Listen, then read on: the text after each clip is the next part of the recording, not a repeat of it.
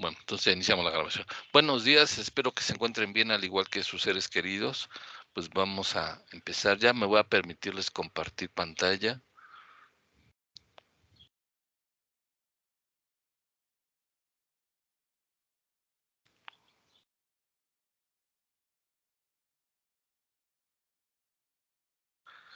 Ya pueden ver la pantalla completa.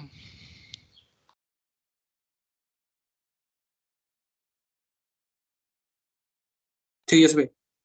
Gracias. Bueno, cualquier problema que hubiera me avisan, ¿no? Esperemos que no. Bueno, vamos a analizar el día de hoy el segundo par craneal.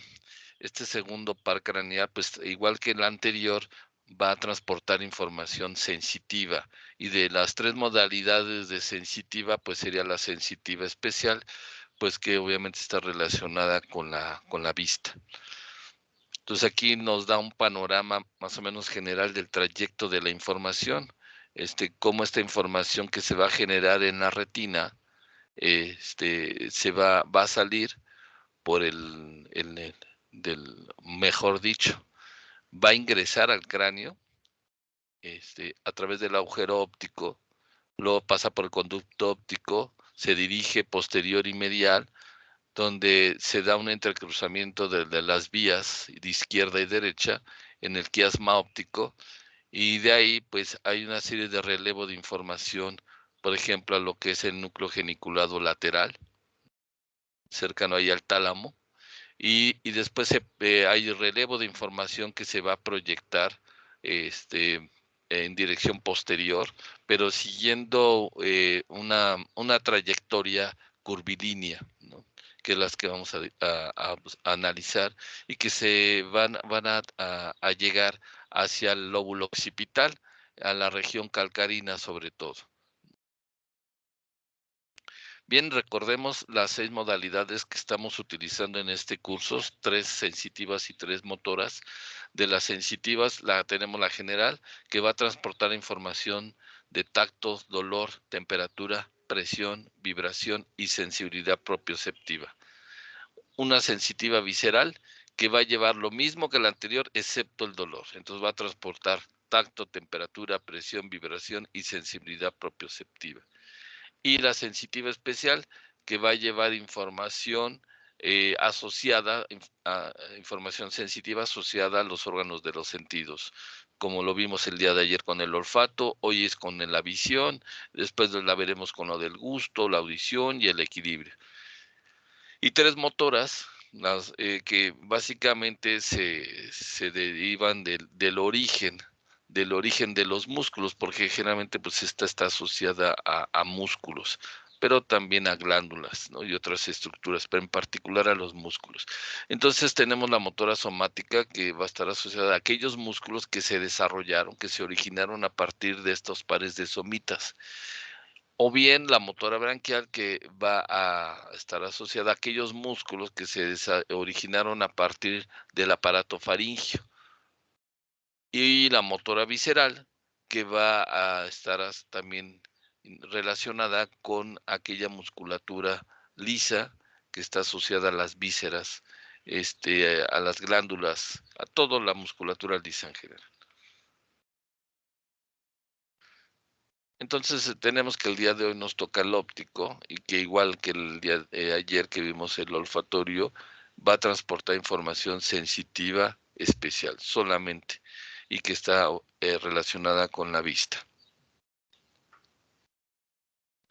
Un poco de contexto antes de entrar de lleno a lo que sería el segundo par craneal. Entonces aprovechamos esta imagen, y para recordar pues que la parte visible que vemos aquí del globo ocular, pues la capa más interna, recordemos que está esta parte de la esclerótica, la parte blanca, y hacia la parte central es una zona que es transparente, que es donde encontramos la parte de la córnea, ¿no?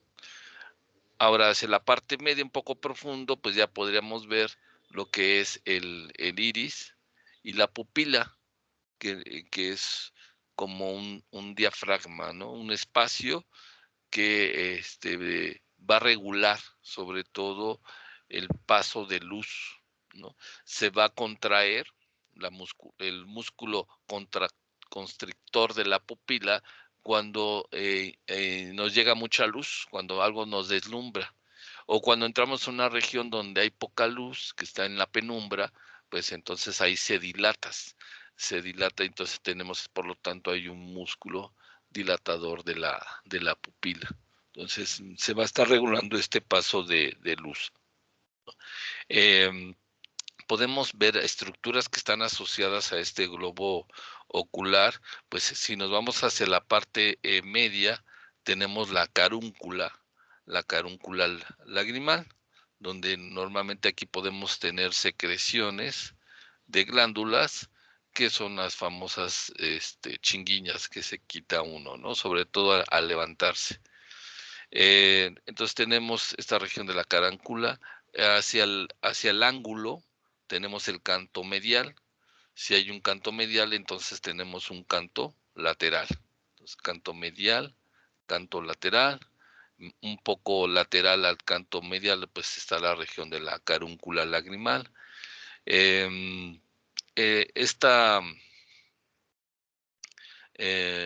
Los párpados, obviamente, el párpado inferior, el párpado superior, las pestañas que permiten ahí proteger esta región ocular, ¿no? Al cerrar el párpado superior, pues se da una cobertura, ¿no? De esta región para evitar la entrada de alguna partícula extraña. Vemos aquí en esta otra imagen lo que sería la ubicación de la glándula lagrimal. Entonces, vean la ubicación de nuestra glándula lagrimal, cómo se encuentra superior y lateral en esta cavidad orbitaria.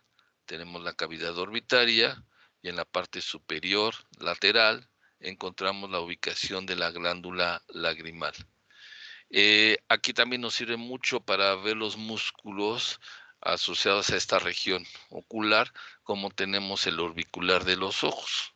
Está pues parcialmente seccionado, pero tenemos el orbicular de los ojos, que llevaría esta dirección. Tendríamos también algunos tendones, como esta región tendinosa, donde forman las placas tarsales.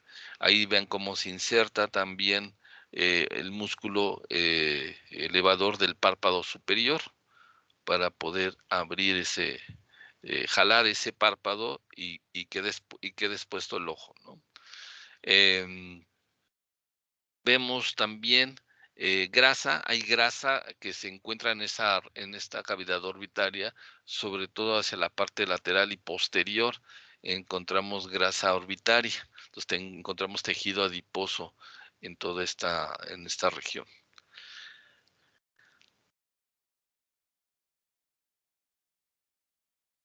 Vemos de nueva cuenta esta región ocular, dado que vamos a estar hablando el día de hoy, y mañana probablemente, también dado los nervios craneales que continúan, que sería el tercero, el cuarto y el sexto, nos brincaríamos el quinto, por la asociación en cuanto a la función que tienen el segundo, tercero, cuarto y sexto. Vean cómo aquí tenemos ahora el músculo recto superior. El ojo tiene músculos internos, que ya les mencionaba hace rato, que ahí en la región del iris encontramos el músculo constrictor de la pupila y el músculo dilatador de la pupila, músculos ciliares. Esos son músculos intrínsecos, está dentro del ojo, pero hay otros músculos que se insertan hacia la parte externa del ojo. Entonces, por eso reciben el nombre de músculos extrínsecos del ojo. Y estos músculos extrínsecos del ojo, pues tendríamos un recto superior, como es el que vemos aquí en la parte superior, recto superior, un recto inferior, habría un recto medial, un recto lateral, un oblicuo superior y un oblicuo inferior. Lo vamos a ver más adelante con mayor detalle cada uno de estos músculos. Solamente ahorita es como referencia, ¿sí? Como ubicación. Aquí podemos también resaltar, ya que mencionábamos, la ubicación de la glándula lagrimal, tiene algunos conductos, unos conductillos, donde pues se pasa la secreción lagrimal, una secreción que es hipertónica, está muy concentrada en sales, tiene lisosima, ¿no?, que tiene propiedades bactericidas, y vean que esas secreciones van a bañar de la lágrima para de alguna manera limpiar, lubricar el globo ocular, ¿no? Y se van a dirigir hacia el canto medial. Y en la región del canto medial, pues ahí vamos a poder ubicar en lo que es el saco lagrimal. Entonces, que va a recabar estas secreciones, y vean que ese saco lagrimal cómo tiene comunicación con lo que sería acá la cavidad nasal. Entonces tendría un conducto nasolagrimal, ¿no?, que estaría conduciendo estas secreciones hacia la cavidad nasal.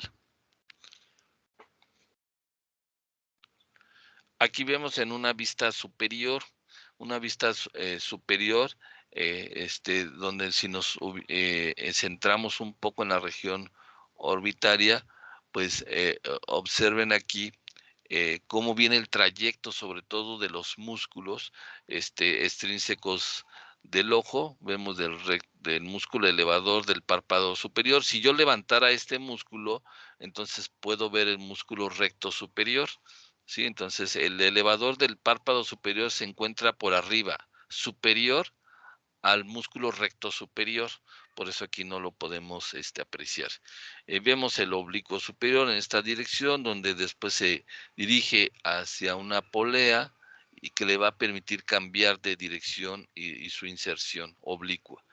Vemos también el músculo recto lateral, aquí fue desarticulado. Este sería el recto lateral, es lo que alcanzamos a apreciar. Vemos un poquito del recto superior, se asoma un poquito el recto superior aquí en esta zona. Y esto es su equivalente. Si lo vemos esta misma zona, esta misma región anatómica en un cadáver, así lo podríamos distinguir. El músculo del párpado superior, elevador del párpado superior, asomándose un poquito el recto superior del ojo. El músculo oblicuo superior lo podemos apreciar en esta imagen, y vemos cómo se verían los nervios. Los nervios los vemos así. Por ejemplo, aquí que estamos viendo, pues eran ramas sensitivas del trigémino. Entonces lo vemos en esta región, así lo verían en una disección. Y cuando ustedes tocan en una disección, los nervios son bastante resistentes, ¿no? Tienen cierta consistencia. Lo pueden ustedes manipular con unas pinzas y no hay tanto riesgo de que se vaya a romper. Bueno, obviamente tiene una cierta resistencia. A lo que voy es que sí tiene la, la consistencia suficiente para poderlo manipular y poderlo disecar perfectamente.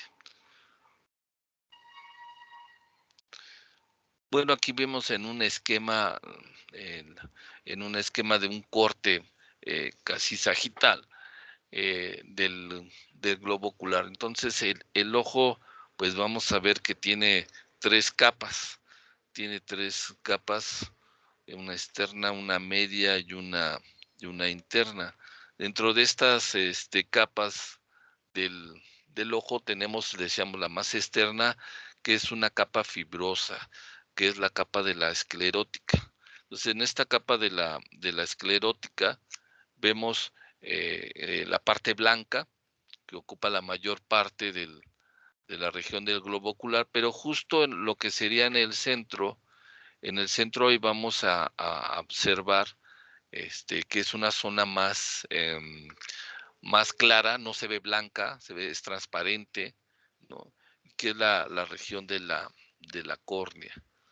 Entonces, en esta córnea está desprovista del sistema inmunológico, ¿no? Es un sitio que está, de alguna manera, podríamos decir, desprotegido del sistema inmunológico. Por lo tanto, pues tiene sus ventajas, ¿no? Y esa ventaja que le podemos encontrar es que se pueden hacer los trasplantes de córneas sin problema, generalmente de rechazo, ¿no? Gracias a esta característica. Luego, por debajo de ella, tendríamos una capa vascular. Esta capa vascular del ojo, pues obviamente va a estar muy vascularizada, encontramos tejido conectivo, encontramos algunos músculos, ¿no? Sobre todo vemos aquí en los cuerpos ciliares cómo se encuentran en la parte anterior, y hacia la parte media hay un espacio que corresponde a la pupila, y que ese espacio se regula, se hace más grande o se hace más pequeño, dependiendo qué músculos se estén activando, se estén contrayendo, o cuáles se estén relajando o se estén contrayendo para poder jalar y aumentar el diámetro de esa pupila, de ese espacio que permite el paso de la luz, ¿sí? Hacia la parte interna, todavía debajo de esa vascular, tendríamos una tercera capa que correspondería a la retina. Entonces, en esa retina, pues es donde nosotros vamos a encontrar todas las células que están asociadas al estímulo luminoso, donde encontramos los fotorreceptores, donde vamos a encontrar pues, las neuronas bipolares, las ganglionares, ¿sí? Eh, entonces, estas las ubicamos en la capa más interna. Y observen ustedes cómo hacia la parte posterior vemos el punto de entrada, perdón, la costumbre, la mala costumbre. Decíamos que lo vamos a ver en sentido de la información.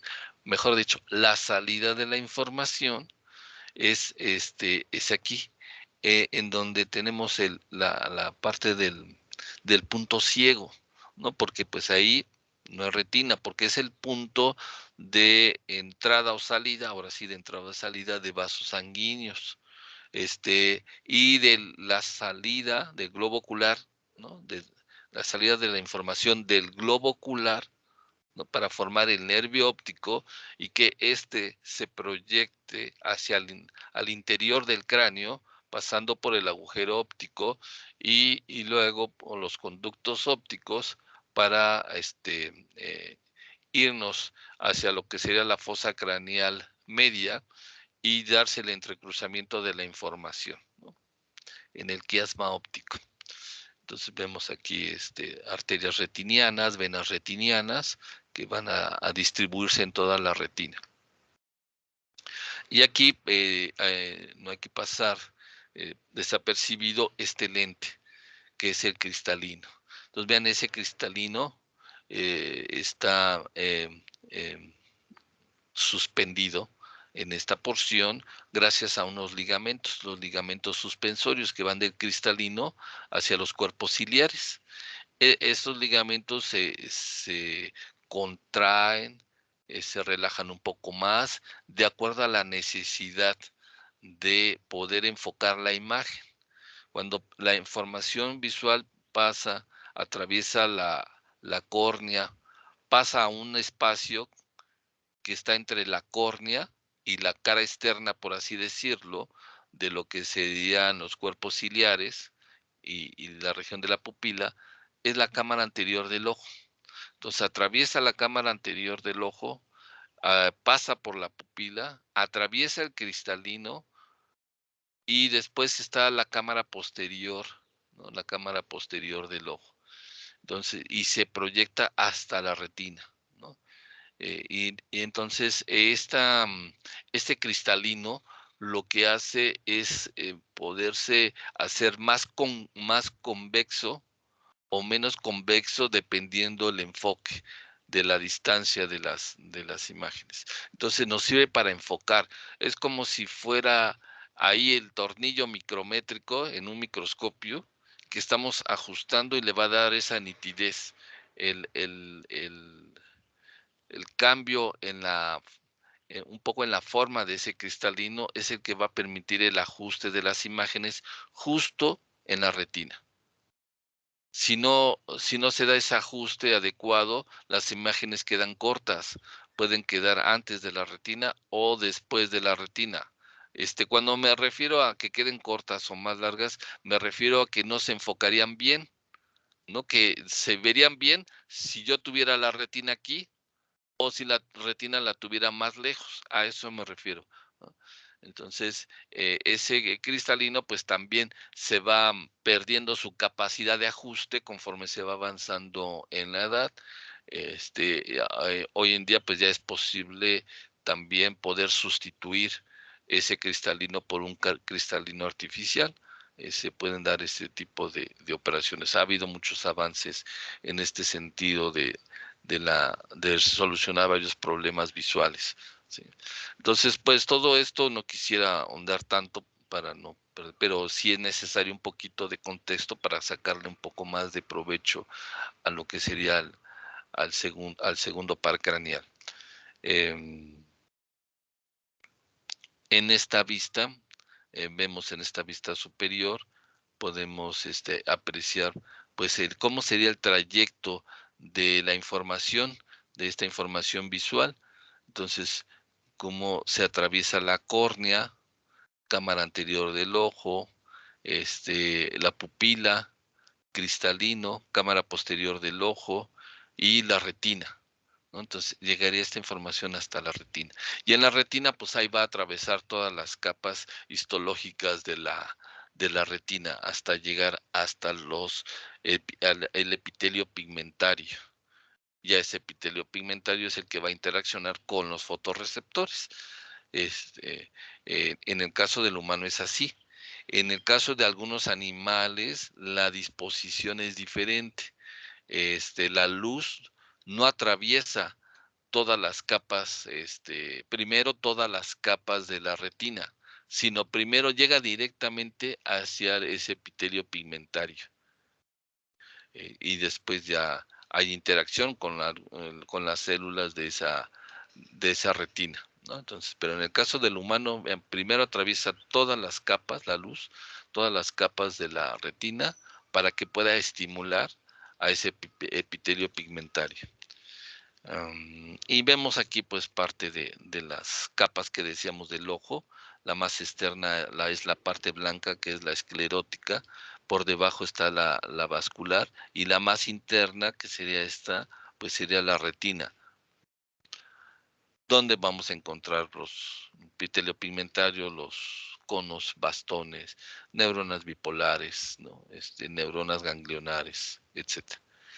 El punto de salida, el punto ciego, ¿no?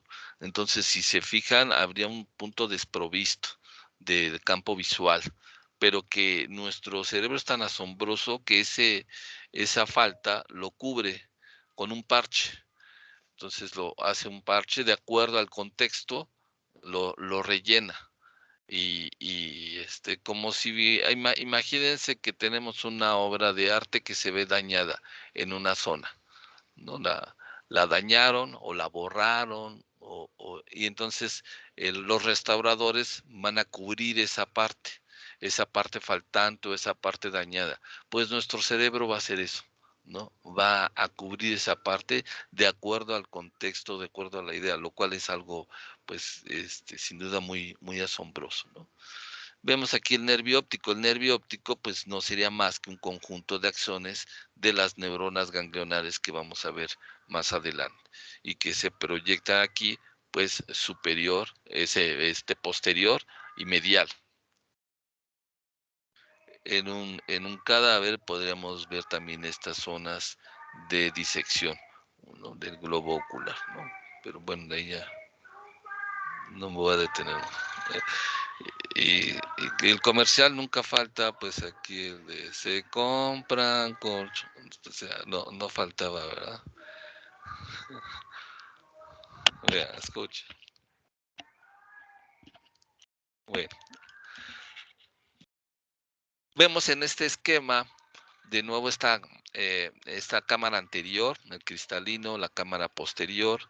Esta es una zona muy vascularizada, la parte de la capa vascular, esta zona está muy, muy vascularizada. está la parte del iris, o sea, lo que es el iris, la parte del cuerpo ciliar, pero sobre todo toda esta zona hay una presencia del sistema nervioso autónomo, simpático y parasimpático. Entonces tenemos ahí una gran cantidad de fibras nerviosas que recuerdo hace años, algunos de ustedes ya se los había comentado, justamente ahí en la FE Zaragoza había un grupo de investigación liderado por un par de investigadores de origen uruguayo, ahora ya naturalizados.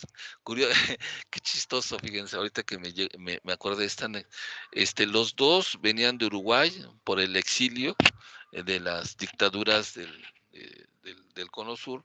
Entonces vienen a México y empiezan a trabajar en la parte de reproducción. Ellos son de formación médica y empiezan a trabajar en la parte de reproducción. Y yo no, ahí sí no sé cómo les surgió la idea de poder hacer un implante de ovarios aquí en esta región, en la cámara anterior del ojo.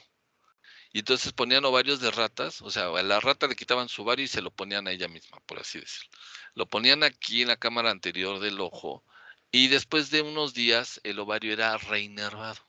Es decir, que las fibras nerviosas de aquí empezaban a alcanzar al ovario, lo inervaban. Obviamente al ovario al quitarlo se desnervó, ¿no? Porque al cortarse el ovario se cortan los nervios que están inervando al ovario, como es el nervio ovárico superior y el nervio del plexo ovárico.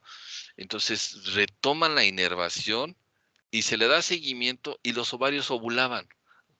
Entonces con ello ellos querían demostrar cómo la inervación tiene un papel muy importante en el proceso de ovulación. Pero no sé, a mí no se me hubiera ocurrido poner el ovario ahí, entonces a mí se me hizo muy asombroso. Entonces, estos dos investigadores, el doctor Roberto Domínguez Casalá, que todavía continúa en Campus 2, él fue mi director de tesis de doctorado,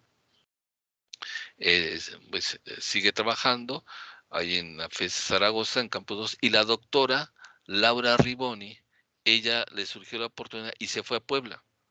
Y además eran dos líderes muy fuertes, con una gran capacidad de análisis, y como para poderse desenvolver mejor, pues necesitaban yo creo que su espacio. Y le surge la oportunidad a la doctora Laura Ribone y llega a la Escuela de Biología, de ahí de la UAP. Y esa doctora Laura Ribone formó a muchos de los profesores investigadores que ahora están en la Facultad de Ciencias Biológicas. Ella fue podemos decir, la mamá académica de la doctora Angélica Trujillo. Yo tuve la oportunidad de conocer a la doctora Laura Ribone, me invitaba a trabajar desde antes de que llegara yo a la UAP, a trabajar ahí a la UAP, y la verdad le decía que, pues sí, muchas gracias, pero no.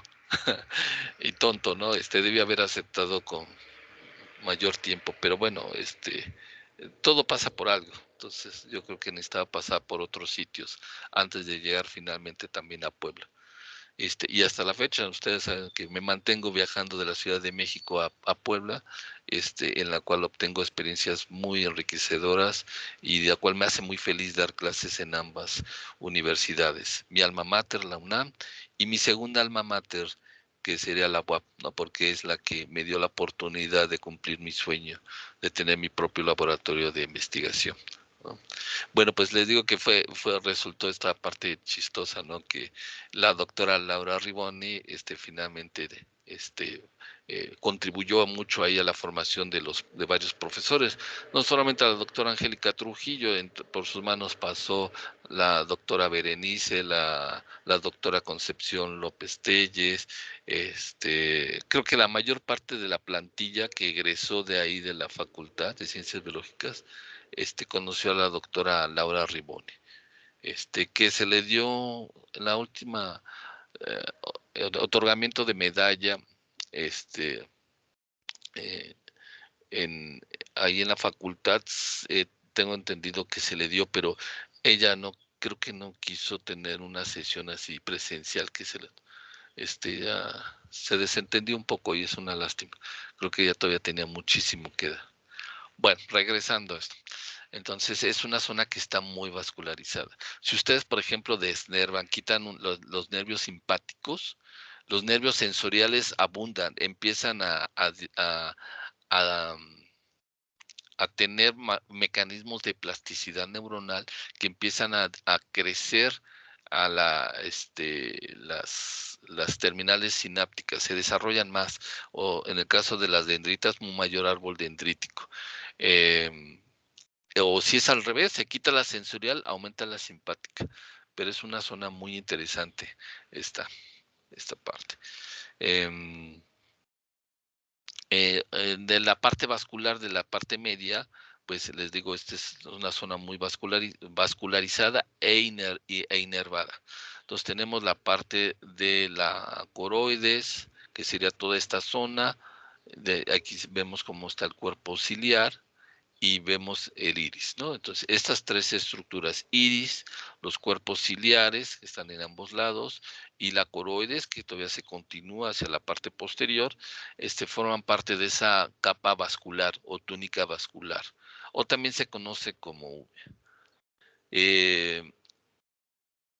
Vemos aquí de nuevo una vista un poco superior, quitamos la parte de la esclerótica, la córnea, estamos en la cámara anterior del ojo, que sería esta zona, la pupila, y vean el diámetro de la pupila, este es el que se va a estar modificando dependiendo de la cantidad de luz.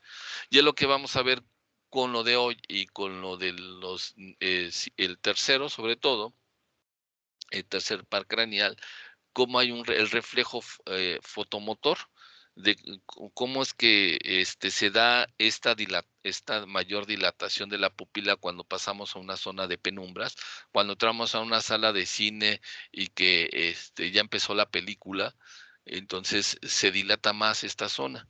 Entonces veríamos justo ese reflejo. O cómo se contrae, se hace más pequeña la pupila cuando se nos expone la luz. A lo mejor salimos del cine, todavía hay mucha luz, están los rayos del sol y nos deslumbran, ¿no? Nos sacan por la puerta de emergencia directamente hacia el exterior y nos lampareamos, como se dice, ¿no? O ustedes han llegado a evaluar ese reflejo fotomotor, ¿no? Al poder incidir en el paciente una luz concentrada, obviamente no una láser, sino dañan una luz concentrada, por ejemplo, del celular, ¿no? O de una lamparita, y ven cómo en el paciente de inmediato se da la contracción del músculo constrictor de la pupila, disminuyendo este diámetro de la pupila.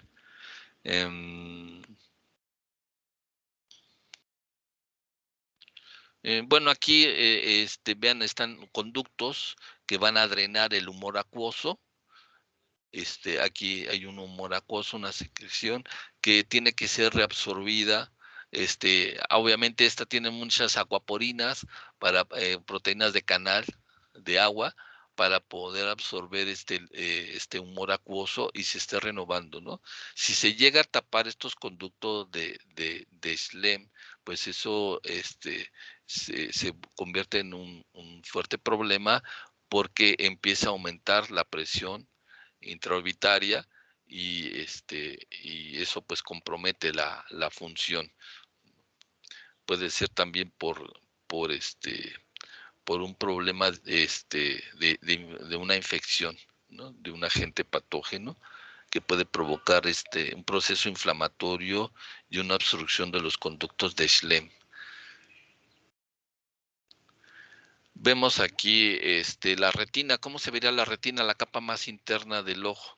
Pues en esa retina nosotros podemos ver lo que sería la distribución de estas células. Vean, está el epitelio pigmentario, que sería que les digo, la luz atraviesa así todas estas capas.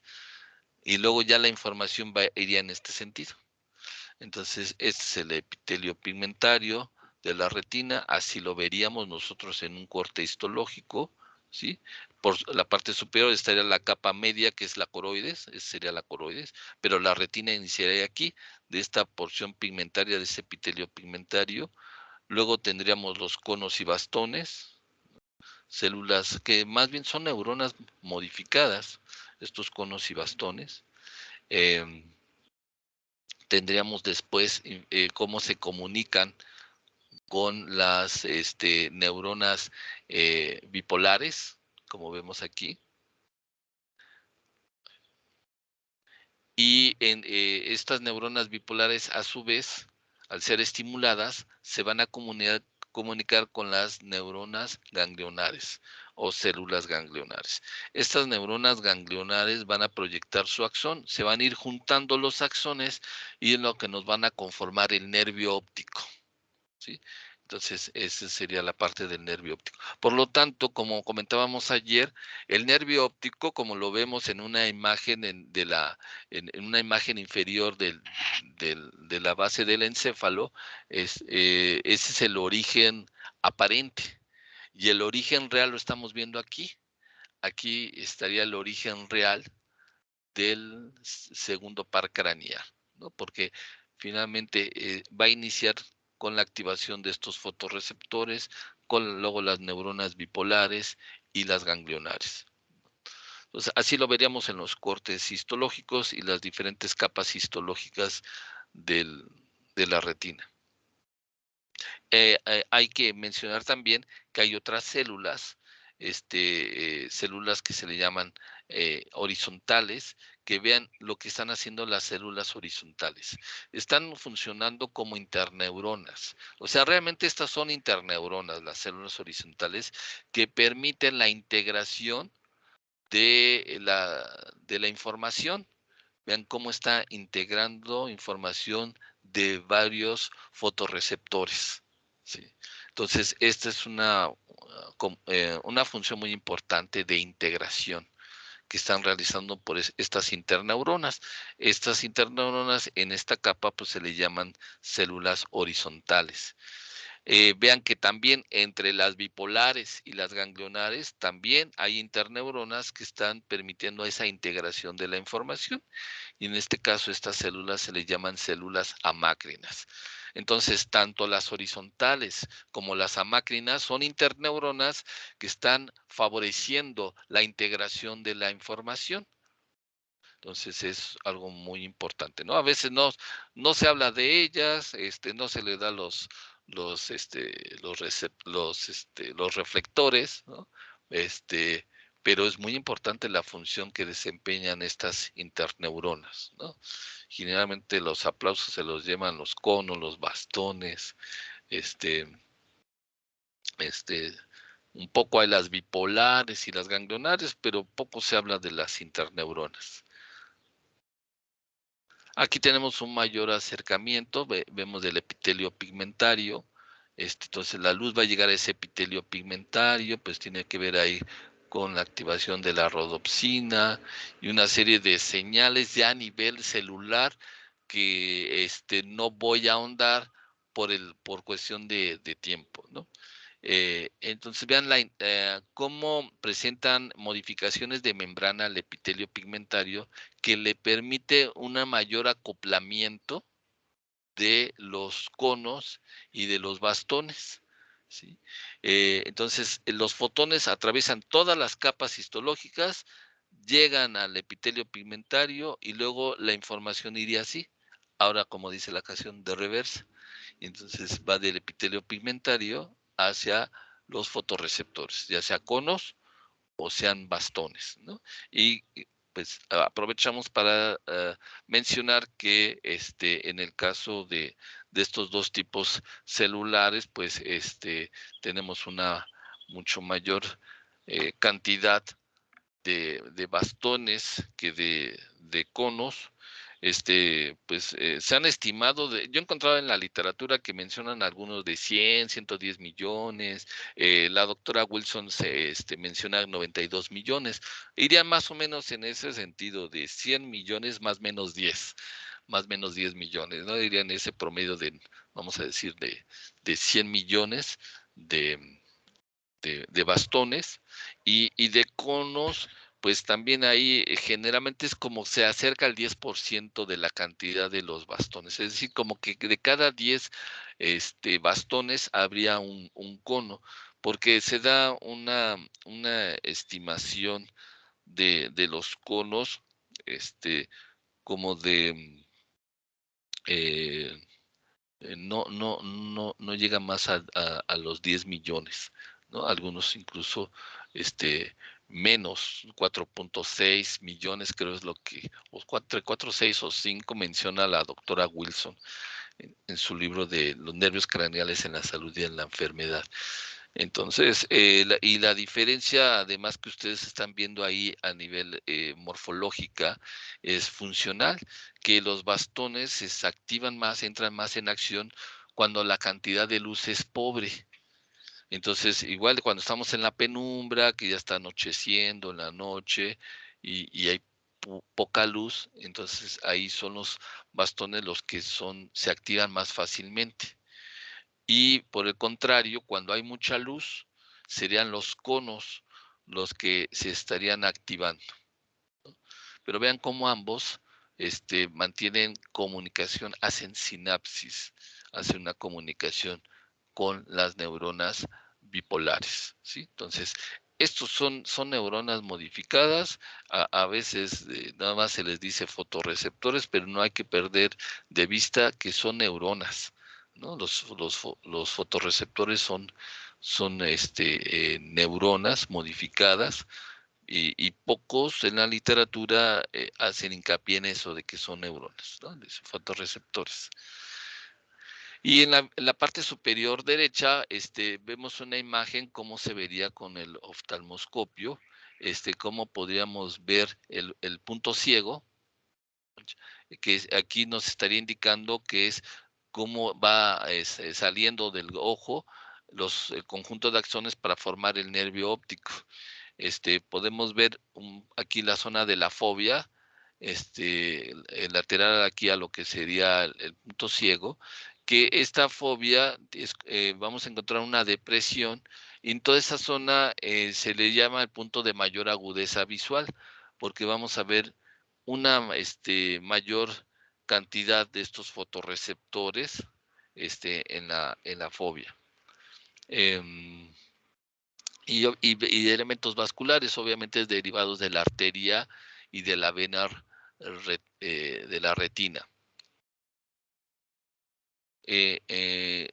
Grábense esta imagen de cómo se ve, porque cuando les muestre algunas imágenes de cómo se ve también la parte de la retina en pacientes que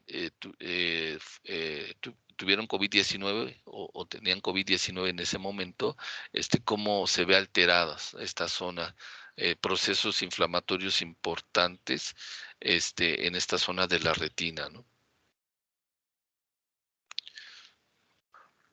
Bueno, mayor, ya de aquí ya no me quiero alargar un poco más porque si no, voy a gastarme todo el tiempo de las vías, que es lo que nos interesa un poco más, pero sí considere necesario tener un poco de contexto de anatomía y un poquito de fisiología relacionado con el ojo. Estos son los ligamentos, ya aprovechando, digo, esa imagen, que al jalar más, imagínense, si ustedes jalan más, hagan de cuenta que son como cuerdas. Jalan la cuerda, ¿qué le va a pasar al cristalino? Se va a hacer menos convexo, ¿no? Si se relajan estas, se hace más convexo, más redondito, ¿no? Entonces, esto es lo que les digo, es el ajuste del cristalino, para poder ajustar las imágenes y que esas imágenes se proyecten con nitidez justo en el fondo de la retina, que coincida ahí esa nitidez en esa región de la retina. De lo contrario, puede quedar antes esa nitidez, quedarse corta o tendría que estar más alejada la retina para que se viera mejor, ¿no?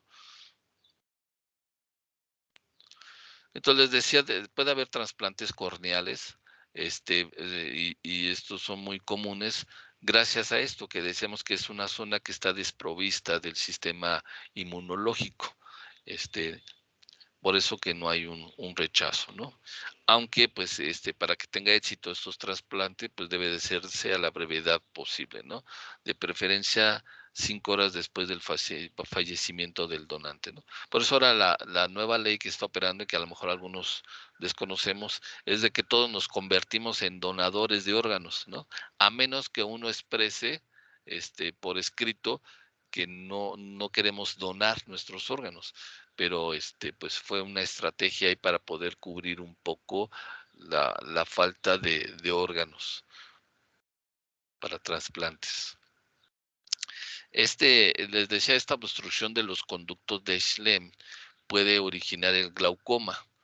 Entonces, este glaucoma es muy común luego en el interior del país, en el sureste. Recuerdo hace unos años hubo un brote importante de glaucoma, sobre todo en el estado de Chiapas.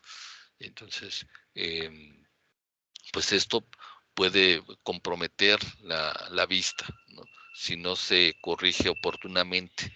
O sea, y puede llevar a consecuencias irreversibles, ¿no? O sea, quedarse ciega la persona.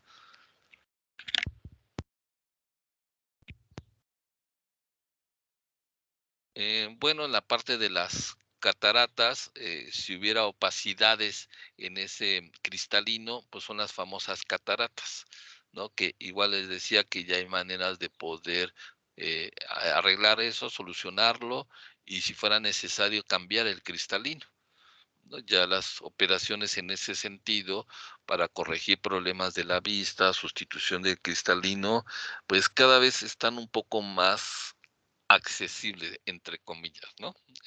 Entre comillas, ¿no? Porque igual cualquier persona pues, no se lo podría hacer, pero cada vez tienen un precio que se hace menos difícil de alcanzar para alguna persona que necesite y desee hacerse la operación.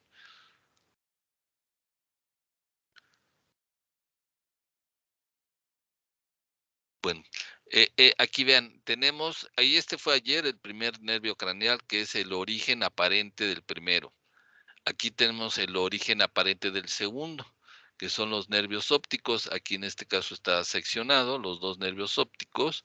Vean cómo se da un entrecruzamiento justo en la fosa craneal media para formar el quiasma óptico. Parte de la información de una vía se va al lado contralateral y de la otra, pues obviamente también al lado contralateral. Y otra información se sigue ipsilateral del mismo lado o contralateral, es decir, la vía se va bilateral, contralateral e ipsilateral. La mayor parte de la información sería así. Y otra más que no está representada aquí y que es importante hacer hincapié es que se dirige hacia la parte media. Algunos axones, pocos, ¿no? Si los vemos en proporción a las otras vías que se están generando, esta vía que tiene una dirección lateral que se va a ir rumbo a los núcleos geniculados laterales, no se va por esa vía lateral, sino se sigue derecho. Se sigue más que derecho, hacia la vía medial. Se van mediales y se van a encontrar con el hipotálamo. Y ahí en ese hipotálamo, estos axones que van a generar el Zeitgeber, ese dador de tiempo que se ve en los ritmos biológicos. Esa información de luz, esa información luminosa que va a sincronizar, que va a ajustar el reloj biológico, que es núcleo supraquiasmático, que es uno de los núcleos de nuestro hipotálamo. El hipotálamo está conformado por muchos núcleos, uno de ellos es el núcleo supraquiasmático. ¿Y por qué se llama supraquiasmático? ¿En dónde estaría? Superior al quiasma óptico. Es decir, que yo para verlo, ¿no?, tendría que levantar, así en esta vista inferior de la base del encéfalo, tendría que levantar esto para poder ver el hipotálamo y llegar al núcleo supraquiasmático, ¿sí? Entonces, pero eso es importante porque ayuda a ajustar los ritmos biológicos, ¿no? Bueno, ahí me quedo con esa imagen. Así lo veríamos en un cadáver, la parte del segundo par craneal, vienen aquí los nervios, bien, justo ya estamos en la fosa craneal media, y todavía un poco posterior, pues encontraríamos lo que sería la fosa pituitaria, donde estaría la hipófisis, ¿no? Bueno, ya después de este largo contexto, empecemos con las vías del nervio óptico. Entonces, este nervio óptico lo vemos en esta imagen. De nuevo, el origen aparente del nervio óptico, el origen real ya sabemos que está en la retina, ¿no? Vea entonces cómo se va a traer información sensitiva, como es sensitiva, va a ingresar al cráneo y va a ingresar al cráneo a través del agujero óptico. Y ese agujero óptico lo encontramos en el fondo de la cavidad orbitaria. Entonces aquí ingresa al cráneo ese conjunto de axones formando ese nervio óptico. Entonces aquí vemos el nervio óptico derecho, el izquierdo. Vean cómo se proyecta posterior y medial. Se van a encontrar y como información del globo ocular izquierdo se va al derecho, del derecho al izquierdo, y otros se van ipsilateral como este, que como dice, no, yo aquí me sigo de mi mismo lado. No, pues yo también por acá, por este mismo lado. Entonces tenemos de tal manera que en este punto de este tracto óptico que vemos aquí, ese tracto óptico lleva información de ambos globos oculares, ¿sí? Y no está obviamente aquí ejemplificado aquellos axones que no siguieron estas dos alternativas, ¿no? Entonces, los menos no deciden irse por estas dos, sino se van hacia el hipotálamo, ¿no? Pero aquí no es representado, pero hay que tenerlo presente. Y se dirigen posterior y lateral y se van hacia el núcleo geniculado lateral, que lo encontramos en el tálamo, ¿no? Entonces, aquí este núcleo geniculado lateral va a haber relevo de información. ¿Qué quiere decir esto? Que aquí sería una neurona, estaría ubicado una segunda neurona, una neurona sensitiva. Ya se fijaron todo el trayecto que debe llevar este axón de esta neurona ganglionar. Entonces, la neurona ganglionar, acuérdense, está en la retina, proyecta su axón y vean todo el recorrido del axón, ¿no? Se va posterior, medial, quiasma óptico, luego se va lateral y se va hacia el núcleo geniculado lateral. Tiene un axón muy largo, ¿no? Que sería un Golgi, si lo clasificamos es un Golgi tipo 1, muy largo el axón. Y aquí hay un relevo de la información. Otras neuronas, aquí ubicadas en el núcleo geniculado lateral, van a proyectar su axón en dirección al lóbulo occipital, en donde vamos a encontrar la corteza visual primaria, en la región calcarina, ¿no? Entonces, ahí van a llegar a diferentes zonas de esta porción del lóbulo occipital, ¿sí? Algunas siguiendo un trayecto muy peculiar, ¿no? Entonces, debido a ese trayecto, a cómo se observan en las imágenes, se le llaman también radiaciones ópticas. Pero también los podemos mencionar como as o tractos, porque son conjuntos de axones que están en el sistema nervioso central. Entonces, estamos viendo también tractos, pero no les extrañe también que hagan radiaciones ópticas. Simplemente son tractos, haces. Bueno, entonces vemos en esta imagen general, ¿no? A dónde va a llegar la información. Está general, pero es muy importante porque nos da un panorama general de las vías visuales. Entonces, esa información, vean, cuando viene la luz, estamos observando algo, ahorita estamos observando tanto ustedes como yo la pantalla, ¿no? Bueno, o eso quiero pensar. Estamos observando la pantalla. Entonces, esa luz, esas imágenes van a atravesar la córnea, cámara anterior del ojo, pupila, cristalino, cámara posterior, se van a la retina. De la retina, pues ahí sería al epitelio pigmentario, Luego, fotorreceptores. De los fotorreceptores se pasarían a las neuronas bipolares. De las bipolares a las ganglionares. Las ganglionares proyectan su axón para formar el nervio óptico, que sale del globo ocular y se va a ingresar al cráneo a través del agujero óptico. Pasan por el canal y conducto óptico, ¿no? Por el conducto y luego canal óptico, ¿no? Y luego lo que sería el quiasma, el quiasma óptico, donde se encuentran ambas vías, ambos nervios, el izquierdo y el derecho, los dos nervios ópticos izquierdo y derecho, donde se encuentran en la parte medial, la parte anterior de la fosa craneal media, y ahí se da el entrecruzamiento de la información. Algunos axones se van en dirección contralateral y otros se van ipsilateral. Y de ahí se dirigen hacia el tálamo. Aquí está el tálamo. ¿A qué núcleo? Al núcleo geniculado lateral, ¿no? Por su posición anatómica. Al núcleo geniculado lateral del tálamo. Y ahí hay relevo de la información, ¿no? Entonces, la mayor parte de estos axones se van al núcleo geniculado lateral.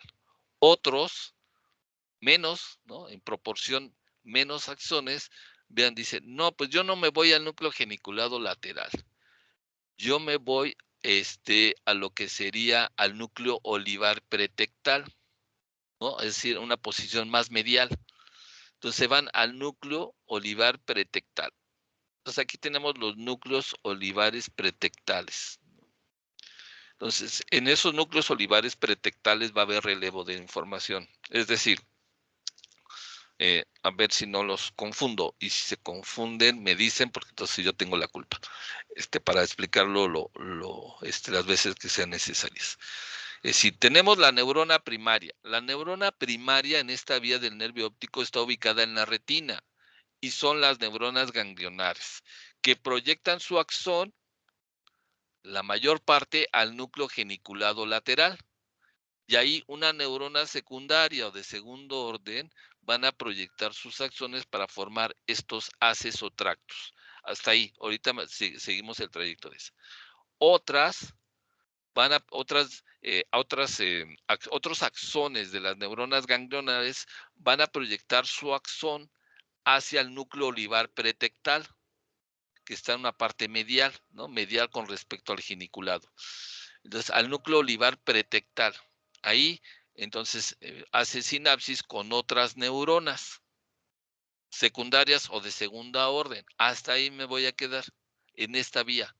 Nomás que no se les olvide porque la vamos a retomar seguramente, yo creo por cuestiones de tiempo, el día de mañana, cuando veamos el tercero, cuarto y sexto par craneal.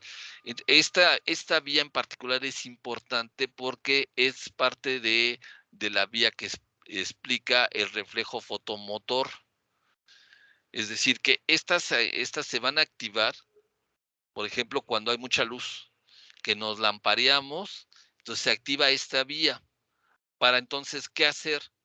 Pues nos falta la otra parte que nos la va a dar el tercer par craneal cuando lo veamos el día de mañana, pero damos una adelantadita, una probadita, y entonces aquí se la activa para activar una vía motora, una motora visceral que va a activar al músculo constrictor de la pupila, y entonces para que cierre la pupila y se proteja de una mayor intensidad de luz la retina, ¿no? Entonces es una forma de protección.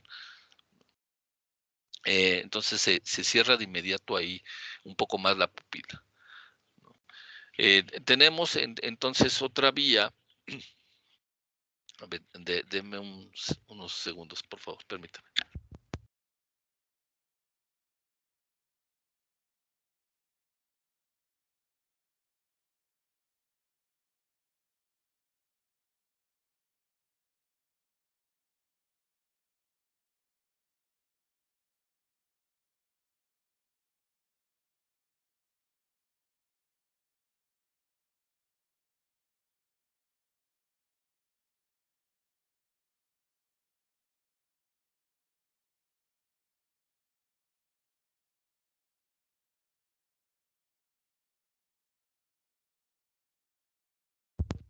Disculpen.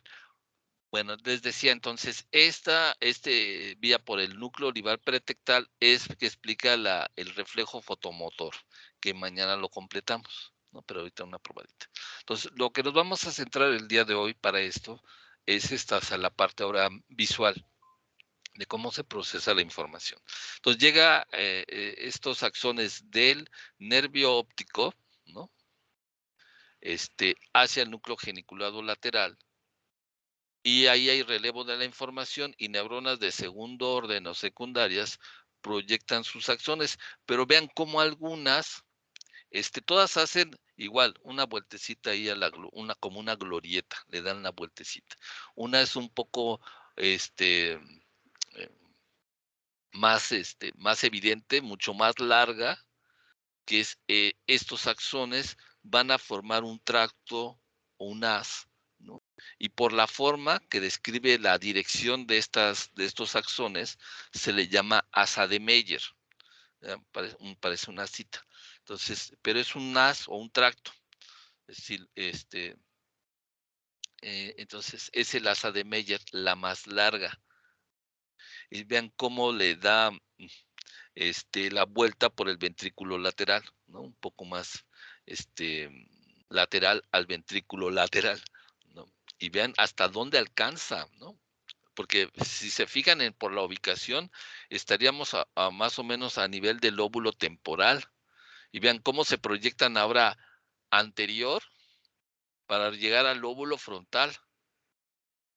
Y luego le da la vuelta, le da la vuelta y se dirigen posterior y lateral y luego medial. Entonces, para llegar hacia el lóbulo occipital. Entonces, estos son tractos o haces que se le llaman tractos geniculo-calcarinos. Entonces, ¿se acuerdan que la nomenclatura de los haces o tractos está muy fácil? Porque son como las rutas de los destinos aéreos o terrestres que nos dicen, a ver, pues yo quiero un boleto para México-Puebla, ¿no? Entonces, quiere decir que parto de México y llego a Puebla. Voy a tomar un avión, de, de Chile a México, ¿no? Entonces la ruta es Santiago, México, ¿no? Entonces quiere decir que voy desde Chile hasta la Ciudad de México. Entonces igual aquí, el origen, ¿cuál es? El núcleo geniculado. Entonces por eso es el tracto geniculo. ¿Y hacia dónde vas a llegar? Hacia la región calcarina ubicada en el lóbulo occipital. Entonces es genículo calcarino. Entonces, ambos son tractos geniculo-calcarinos. Nada más que uno es más cortito, entonces podemos dejar como tracto geniculo-calcarino, y el otro es el asa de Meyer. Ya sabemos que el asa de Meyer es una ruta más larga, da más vuelta. Llegan a la región calcarina, pero no al mismo sitio. Vean cómo llega en un sitio más profundo el asa corta, el tracto geniculo-calcarino. Y el asa de Meyer lleva un poco más superficial. Entonces llegan a la región calcarina. Todo está en la región calcarina, pero a diferentes zonas. Sí, es lo que yo quiero que quede ahorita claro. Llega a diferentes zonas. Ahora, ¿qué podemos apreciar también aquí en esta imagen? Vean en la parte superior, ¿por qué nos están ahí resaltando sobre todo otras zonas de los lóbulos? Es decir, lo que nos están tratando de ejemplificar es cómo va a haber interacción de esta vía óptica con otros lóbulos, como el lóbulo frontal, como el lóbulo parietal, donde sabemos que hay llega sensibilidad, con obviamente el lóbulo occipital, porque es donde está ubicada la corteza visual primaria, pero también hacia el lóbulo temporal, donde vimos ayer, por ejemplo, se procesa información de tipo olfatoria, que también nos lleva información de tipo bueno, estarían estructuras en el lóbulo temporal asociadas al sistema límbico, que es la amígdala, el hipocampo, entonces la memoria pues también ahí. Y tiene sentido, porque ustedes al observar algo lo pueden memorizar, ¿no? Ustedes les dicen, mira, te presento a fulanito o a sutanita. Y entonces, pues, generalmente se graba en la imagen. Este es sutanito y este es fulanita, ¿no? Entonces se nos queda la imagen ahí grabada. Entonces, para que nos recordemos a esa persona, o a lo mejor un paisaje, o a lo mejor una pintura, o una vía como esta, ¿no?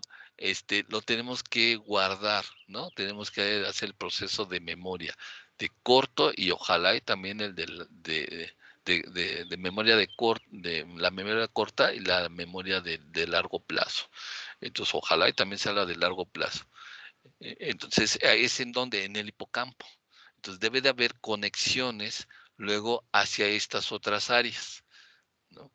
Que ahorita hablaremos un poco más acerca de esto. Pero les digo, este es sumamente importante porque nos da un panorama general de la vía visual. ¿De aquí, de esta vía, hay alguna duda?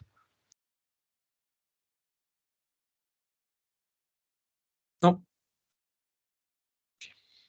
Ya saben, con toda confianza, si hubiera alguna duda, me dicen.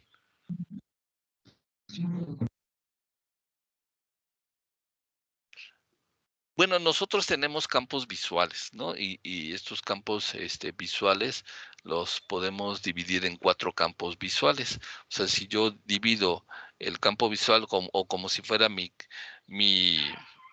campo visual del microscopio cuando estoy observando, que se ve un círculo, o mi carátula de reloj de pulso, pues también veo un círculo. Si yo lo divido en 4 partes, pues tendría 2 áreas visuales superiores y 2 áreas visuales inferiores.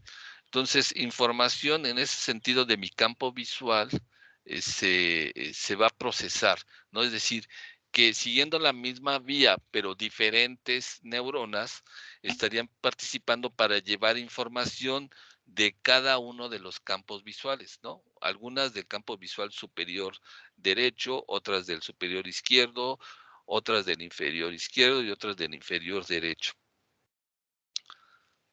Y esta imagen, sobre todo para esto que les decía del cristalino, cómo el cristalino va a ajustarse para poder proyectar la imagen más nítida hacia el fondo de la retina. Cuando se pierde esta capacidad de ajuste, pues entonces ya se requiere del apoyo de lentes, ¿no? Entonces ya llega hacia la retina en forma de cabeza.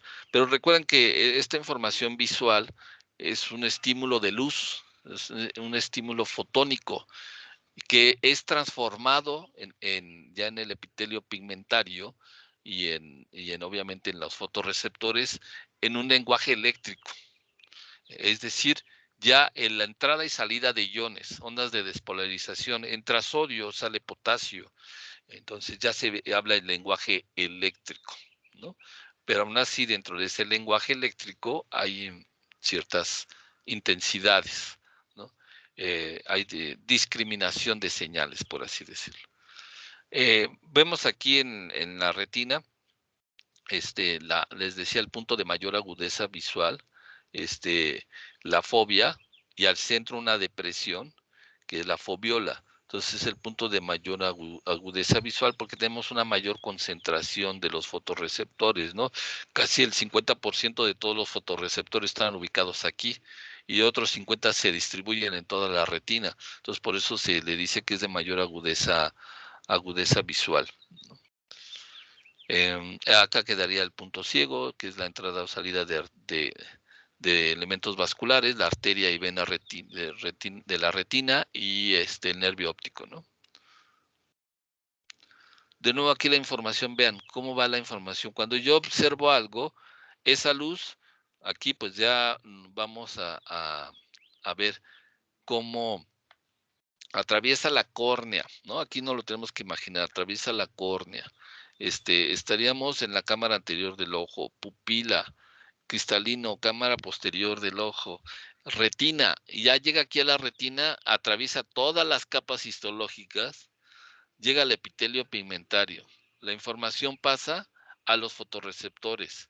De los fotorreceptores a lo que sería a las neuronas bipolares.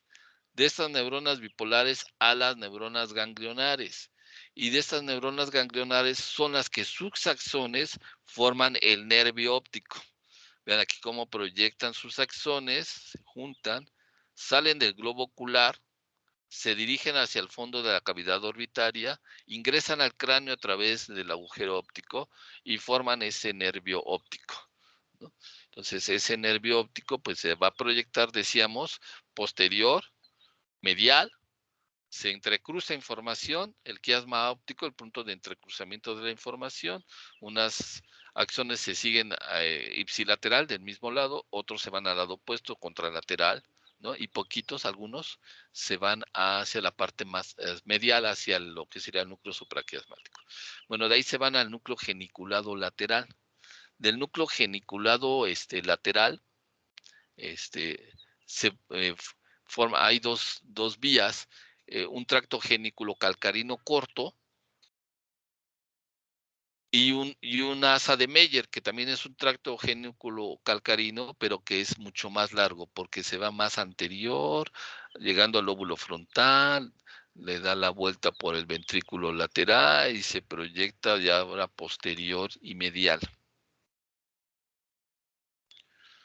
Entonces, lo que les decía, la luz va a atravesar, llega al epitelio pigmentario, interacciona con los fotorreceptores, se activan los fotorreceptores, estos se comunican con las neuronas bipolares o células bipolares, estas con las ganglionares.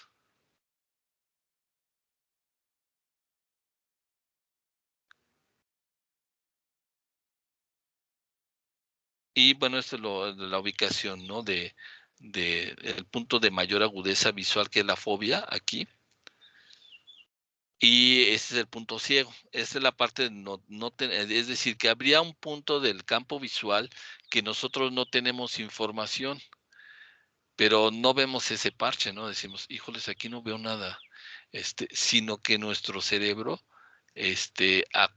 completa lo que faltaría, ¿no? De acuerdo al contexto, de acuerdo a la imagen, cubre lo que falta.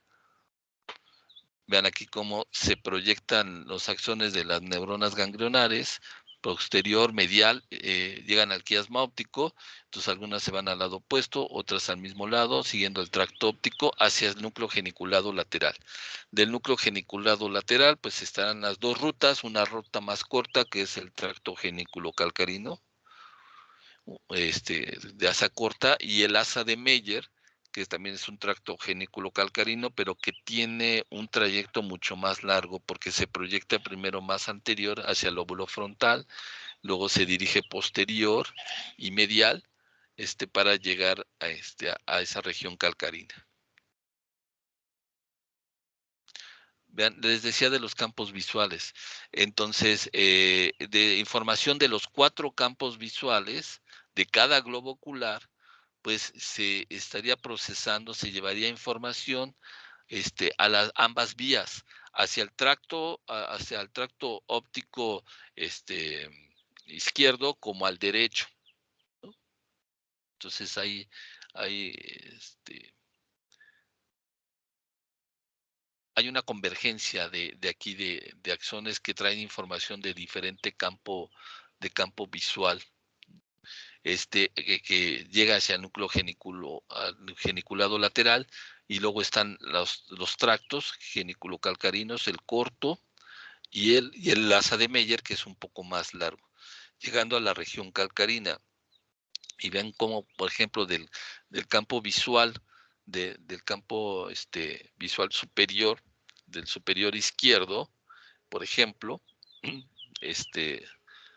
del campo visual superior izquierdo o cuadrante superior, estaría llegando a una región calcarina más externa y anterior, ¿no? Mientras que el inferior está un poco más profundo. y de todo esto en el lóbulo occipital izquierdo.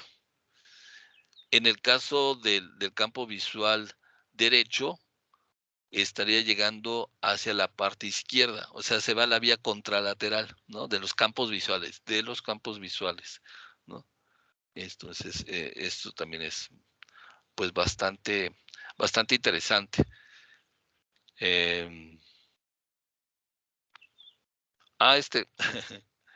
Y que tiene mucho que ver con otros de los nervios craneales que vamos a ver. Obviamente, si ustedes inician cerrando los ojos y sacan la lengua, no hay ningún problema. Saquen la lengua y ahora traten de cerrar los ojos. ¿Qué sucede? Hagan ese ejercicio en este momento. Saquen la lengua y cierren los ojos. ¿Qué sucede?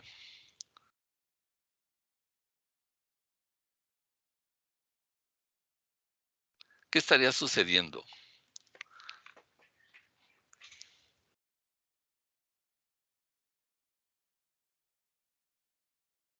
Como que se regresa la lengua, ¿no? Un poco. Se regresa un poco, ¿no? Se está inhibiendo ahí la protrusión, ¿no? Entonces ahí lo que después vamos a ver, cuando veamos los núcleos asociados al movimiento de la lengua, en qué punto entonces habría como una inhibición. O sea, se está activando esta vía. Al bloquearse la vía, más bien, la vía visual, entonces se bloquea al mismo tiempo una vía motora lingual. Pero es una inhibición parcial. A ver, permítame.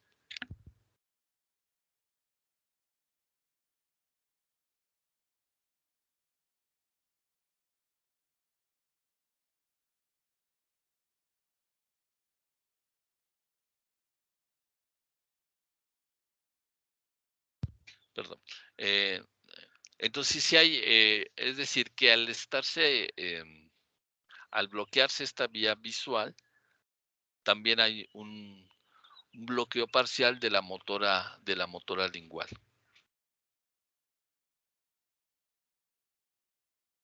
Bueno, de aquí no quiero ahondar un poco más. Bueno, saben ustedes que en el libro de biología, bueno, el libro de los nervios craneales en la salud y en la enfermedad, en cada capítulo hay un caso clínico, ¿no? Entonces, que no voy a ahondar en eso, ¿no? Aquí está esta parte, ¿no? Un adelanto de lo que veríamos el día de mañana, una parte de lo que veríamos el día de mañana. Decíamos que la mayor parte de los axones del ganglio ciliar, de las neuronas ciliares, perdón, proyectan y se van hacia el núcleo geniculado lateral, pero hay otras que se van al núcleo pretectal. Entonces, en ese núcleo olivar pretectal van a ser sinapsis, otras neuronas secundarias o de segundo orden, con un núcleo que se encuentra más anterior, que es el núcleo de Edinger-Westphal. Y entonces ahí tendríamos una parte de la motora visceral del tercer par craneal. Entonces, estas neuronas proyectan su axón y luego hacen sinapsis con las neuronas del ganglio ciliar. Y ahí otras neuronas proyectan su axón y van a llegar a lo que sería a la túnica vascular, en particular ahí a donde están el iris, para poder activar al músculo constrictor de la pupila. Es decir, cuando hay mucha luz, entonces se cierra nuestra pupila. ¿Cómo fue esa respuesta? Pues siguió toda esta. Primero, pues tenemos que explicar la ruta del segundo par craneal, ¿no? Cómo entra la luz, es decir, me voy a adelantar a lo de mañana y mañana de todos modos lo mencionamos, ¿sale? Para que quede más claro. Entonces, imagínense, nos están evaluando el reflejo fotomotor, ¿no? Nos proyectan una luz hacia el ojo. Aquí podría ser el ojo izquierdo. Atraviesa la córnea, cámara anterior del ojo, pupila, cristalino, cámara posterior, retina, llega a la retina, atraviesa todas las capas histológicas de la retina, estimula el epitelio pigmentario los fotorreceptores, de los fotorreceptores a las neuronas bipolares, estas bipolares a las ganglionares, y las ganglionares pues proyectan su axón formando el nervio óptico que se dirige posterior, ingresa a la cavidad craneal a través del agujero óptico, se dirige posterior y medial y llegan al punto de entrecruzamiento, el quiasma óptico. Entonces parte de esta información se va al lado derecho y otra sigue del mismo lado, del lado izquierdo. Se dirigen a los núcleos geniculados laterales, de ahí el relevo de la información hacia lo que sería la región calcarina. Esa es una ruta. La otra, que es la más importante para explicar este reflejo, es que estos axones de las neuronas primarias, ojo, neuronas ganglionares que están en la retina, se proyectan hacia los núcleos olivares pretectales. Y de estos núcleos olivares pretectales hay relevo de la información y otras neuronas están proyectando su axón hacia el núcleo de Edinger-Westphal. Ahí liberan neurotransmisor, entonces se comunica, hacen sinapsis, esta se activa y esta neurona que está ubicada en el núcleo de Edinger-Westphal, vean cómo proyecta su axón en el sentido anterior hacia el ganglio ciliar, y luego ahí hay un relevo de la información. De ese relevo de la información, otra neurona aquí, una neurona sería por lo tanto motora de segundo orden, proyecta su axón hacia el músculo constrictor de la pupila o esfínter de la pupila. Y entonces lo que va a provocar es contracción del músculo. Y entonces se contrae la pupila. Cuando ustedes están observando esto, evaluando este reflejo, vean, todo sucede tan rápido, ¿no?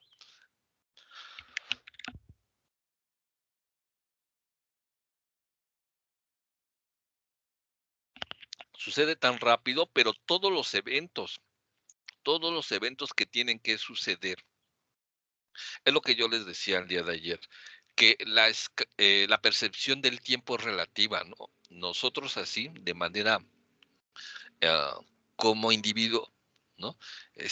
Digo, un tiempo que los eventos que suceden en un segundo o 1.5 segundos es un tiempo cortísimo, y que si nos podemos a desmenuzar, a poder analizar todo lo que sucede en ese 1.5 segundos, en este sentido del reflejo fotomotor, o sea, la cantidad de eventos que están sucediendo, la activación de vías de señalización intracelular, una cantidad enorme, impresionante de eventos, pero que en la escala celular, también es todo un mundo, es mucho tiempo, ese 1.5 segundos, ¿no? Porque vean toda la cantidad de eventos que van a suceder.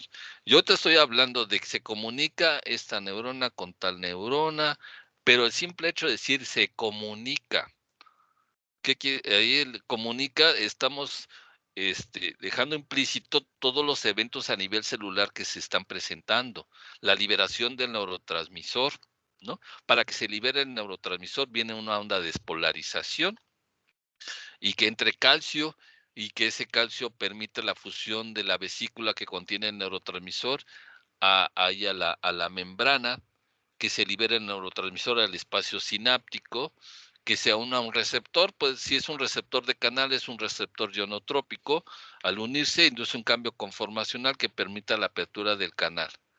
Y esa apertura del canal a lo mejor fue canal de sodio, entra sodio, se genera una onda de despolarización, entra sodio y abre la siguiente proteína de canal de sodio, y así a todo lo largo del axón.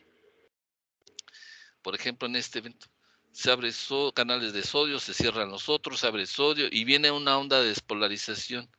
Pero todo lo que implica eso, hasta llegar hasta la terminal nerviosa. Y de nuevo, pues ahí se abren canales de calcio, entra calcio, se libera un neurotransmisor de esta neurona, que se une al receptor específico de esta otra y activa. O sea, la cantidad realmente es muy, muy larga de eventos que están sucediendo. ahorita lo estamos diciendo así, esta se comunica con tal, pero no pierdan de vista todo lo que está a nivel celular, y eso a nivel celular. Nos vamos a molecular, no, pues yo creo que nos volvemos locos, ¿no? Todo lo que está sucediendo. Bien. Bueno, aquí aprovechando también en el contexto, en esta porción de la imagen, vean, es parte del tallo cerebral, donde estamos viendo la médula oblonga o bulbo raquídeo, lo que sería la parte de la protuberancia, o puente de Barolio. Acá quedaría el cerebelo, no está representado. Superior a este obviamente está el mesencéfalo. Y aquí es donde encontramos esta porción del mesencéfalo, es donde está ubicado, perdón, el núcleo olivar pretectal, ¿no? El núcleo olivar pretectal. Y aquí ya posterior y lateral encontramos el tálamo, ¿no? Es una porción del tálamo, en particular el núcleo geniculado lateral. Todo es para que se nos ubiquemos, ¿no? Anatómicamente. Entonces vemos aquí las vías. Me voy a adelantar un poquito esto.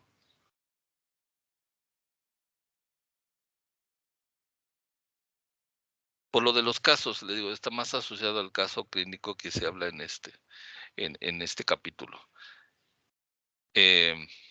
Vemos aquí cómo evaluar el nervio óptico, ¿no?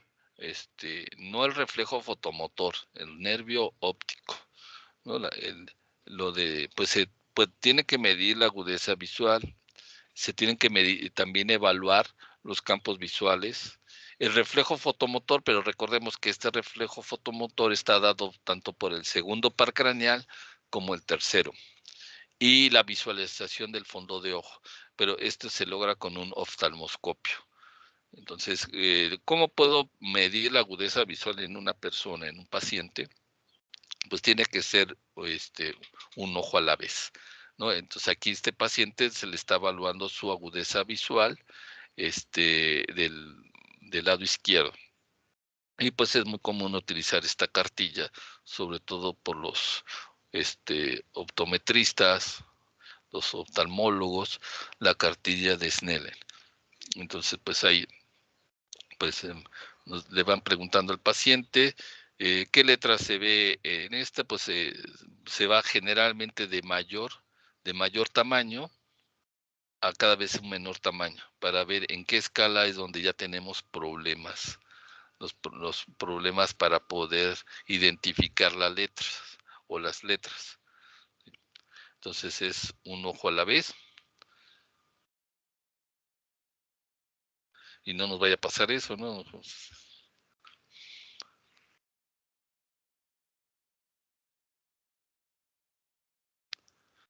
Y también otra evaluación tiene que ser los campos visuales, los 4 campos visuales, los 2 superiores y los 2 inferiores. Entonces, pedirle ahí al paciente que se tape un ojo y entonces que trate de observar mi mano.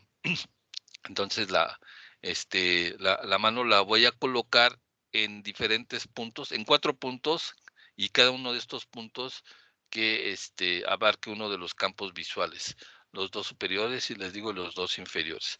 Entonces el paciente, obviamente sin rotar la cabeza, tiene que decir si está observando, puede ser una señal, obviamente no obscena, o simplemente ver si puede encontrar la mano de la evaluadora, ¿no?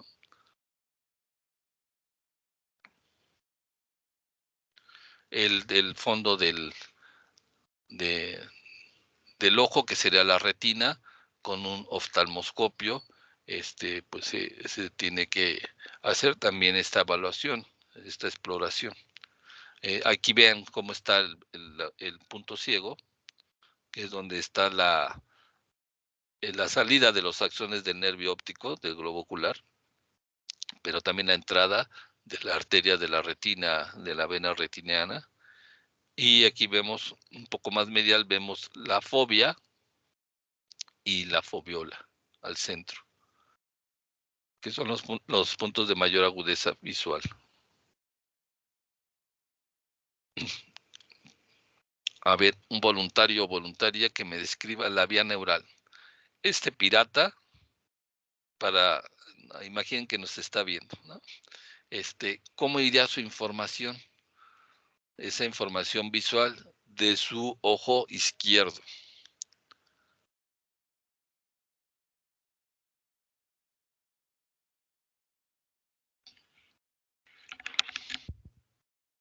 Solo un voluntario, no se amontonen, solamente uno.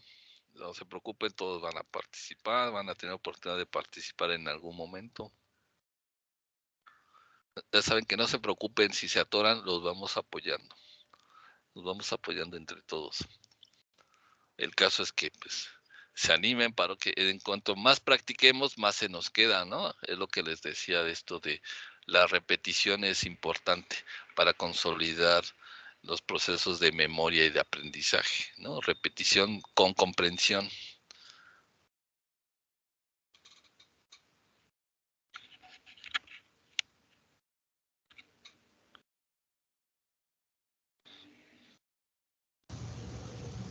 Yo.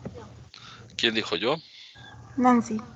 A ver, Nancy, otra vez. Nancy, bien, gracias. Nancy, ¿cómo iría la información? Esa luz que está llegando al pirata, ¿qué va a atravesar primero? La córnea. Muy bien, la córnea. Luego. Creo que había dicho primero la cámara anterior, ¿no? En la cámara anterior. Bueno, pasa por el espacio de la cámara anterior del ojo, muy bien. ¿Y luego? A la pupila. La pupila, luego. El cristalino. De ahí, no me acuerdo si pasa ya a los pigmentos. Ajá, bueno, ya estaremos en la cámara posterior. Y luego ya nos vamos hasta ¿Retina? Hasta la retina. Ah, ok. Y ya ahí estarían las neuronas bipolares. Ok, perdón, llegamos a la retina. Y en la retina atraviesa todas las capas histológicas, pero ¿a quién va a activar primero esos fotones? A los conos y bastones. Un poquito antes, ¿a quién? Al epitelio pigmentario. Ah, sí. Epitelio pigmentario. Ahora sí, luego. Ahora sí, ya las neuronas bipolares. Epitelio pigmentario. Luego, ya lo habías dicho. ¿Quién sigue? A los fotorreceptores. A los fotorreceptores, muy bien. Si hay mucha luz, conos. Si hay poca luz, bastones. Ok, ¿y luego? Y ya de ahí a las neuronas ganglionares. No, antes están las bipolares. Bipolares y las ganglionares. Estos fotorreceptores se comunican con las bipolares. ¿Y las bipolares? Con las ganglionares. Con las ganglionares, muy bien. Esas ganglionares proyectan sus axones y van a formar el nervio óptico. El nervio óptico. ¿Esos axones salen por qué punto del globo ocular? Ay, Diosito, ¿por el quiasma óptico? No, salen del globo ocular por el punto ciego, ¿no? Ah, ok. Punto ciego. Siguen los axones formando como tal el nervio óptico, se dirigen posterior y medial, ¿y en dónde se encuentran? Ahora sí, ¿en dónde? ¿En el quiasma óptico? En el quiasma óptico, es donde se encuentra el nervio óptico derecho y el izquierdo. Se entrecruza la información. Entonces, pero estamos siguiendo el nervio óptico izquierdo, ¿no? Izquierdo. Y ya se quedaría allí. ¿A dónde se van esos axones de ese nervio óptico izquierdo? ¿Hacia dónde?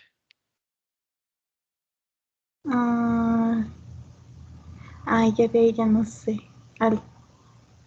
Ya de ahí ya se forma un haz. Se van hacia el tálamo, ¿no? Sí. ¿A qué núcleo del tálamo? Al núcleo geniculado. Al núcleo geniculado lateral del tálamo, ¿no? Entonces, ¿tálamo qué? ¿Izquierdo o derecho? Estamos en el izquierdo, ¿no? Ajá, estamos siguiendo la vía izquierda. Y según yo se pueden cruzar y también puede quedar al mismo lado. Exacto. Entonces, estaría llegando información a los núcleos geniculados laterales. tanto izquierdo, que es la vía que estamos siguiendo, como también al derecho. Ajá. Y luego, Ya de ahí se puede ir al núcleo alveolar, ¿cómo era? Pretectal. Núcleo sí, olivar bueno, pretectal. esa es una posibilidad de que se está llevando información hacia el núcleo olivar pretectal para el reflejo fotomotor. Ahorita ignoremos el reflejo fotomotor, centrándonos en la vía visual. Entonces partimos todavía ahí del núcleo geniculado, los núcleos geniculados laterales. ¿Y luego qué sucede? Allí hay dijo que un relevo de información. Ajá. Y que ya de ahí se iban a formar un haz o un tracto, que sería el asa de Meyer. Exacto. Ahí en esos núcleos geniculados laterales, otras neuronas ya serían en cuanto a su jerarquía, en cuanto a el envío de la información, son neuronas de segundo orden o secundarias, que proyectan sus axones formando ¿qué tractos?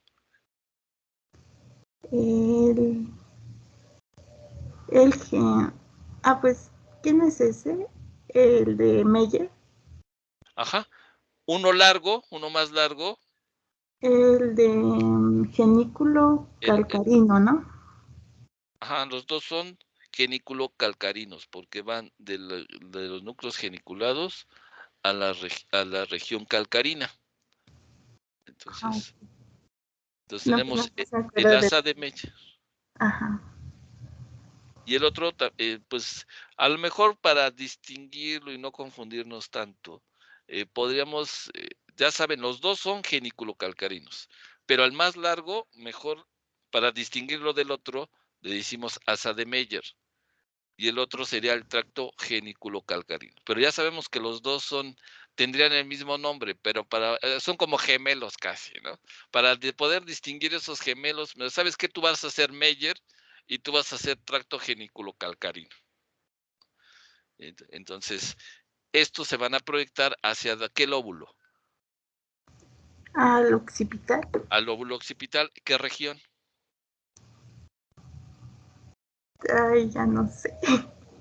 Ya ahí sería la región calcarina y en esa región calcarina hacia la corteza visual primaria. Ok. ¿Sí? Entonces, ese es todo el trayecto de esta información visual, por ejemplo, que estamos viendo de este pirata, ¿no? Pero vean, entonces estaría llegando hacia las regiones calcarinas de ambos hemisferios y a las cortezas visuales primarias de ambos hemisferios.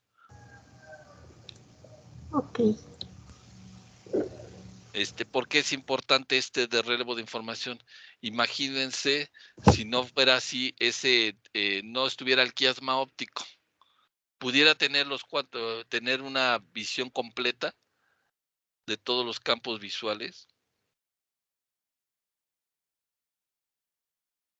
No, Pues no, ¿no? Entonces, ¿y a poco no podemos, si nos tapamos un ojo, pues podemos ver, se reduce nuestro campo visual, pero podemos ver todo, ¿no? Y si giro la cabeza, pues ahora sí abarco todos los campos visuales, como le haría este pirata, ¿no? Entonces, si no fuera así, gracias a ese entrecruzamiento, a ese quiasma óptico, no llegaría finalmente la información, independientemente de qué globo ocular venga, a los dos hemisferios, hacia las cortezas visuales primarias de ambos hemisferios. ¿Sí? A ver, ¿quién dijo yo para esta situación? Describan la vía neural.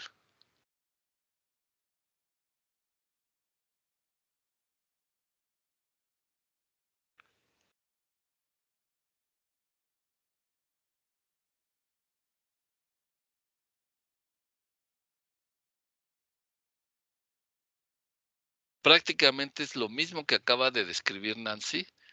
Aquí el plus es esta situación.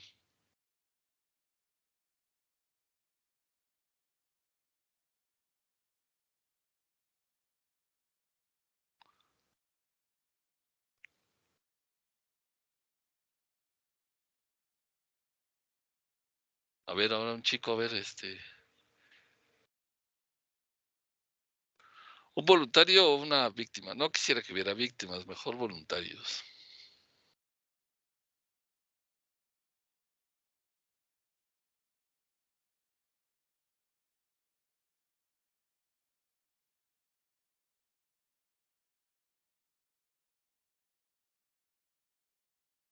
¿Está Kevin?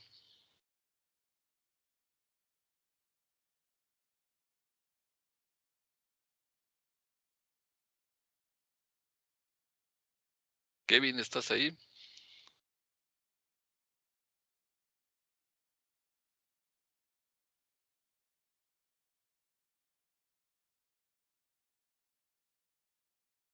A ver, invoco la presencia de Kevin en el mundo virtual.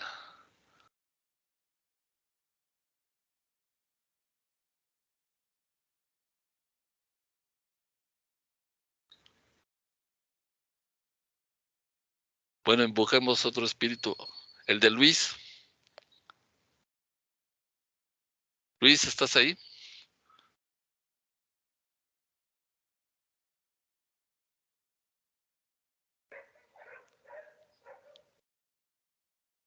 Sí, profesor, pero disculpe, es que no entendí muy bien lo de la vía neural. Bueno, o sea, ¿Quién eres, así. Kevin? ¿O Luis? Kevin supongo que no tiene internet porque decía que lo estaba... Ah, ok, a ver, Luis. Pero pues te apoyo, no te preocupes. No, mejor Joel. Ándale, Vas, Luis, inténtalo. te lo pidió a ti. Sí, Luis, vamos. Tú puedes, Luis. Yo sé que tú puedes. ¿Cómo iría la información? Es que no estoy muy seguro por cómo iniciaría. ¿Me podría decir por dónde inicia?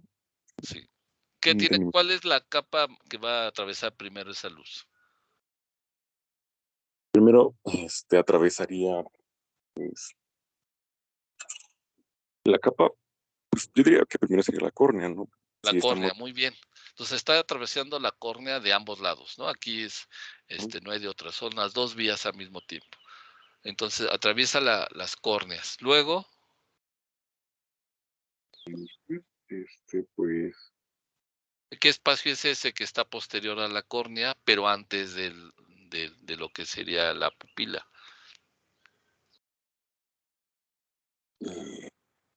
La cámara cámara anterior de, no anterior sé, del ojo.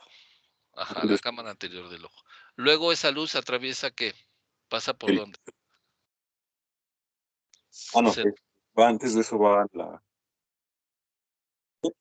Sí, sí, voy bien. O sea, el cristalino va antes de algo más. Me falta Pasa por la pupila, ¿no? la pupila La y después pupila. Ahora sí, por cristalino. cristalino, después por la cámara Estamos ya en la posterior. cámara posterior. Muy bien. Luego se proyecta hacia dónde? A la Ah, capa más interna del ojo, ¿qué es?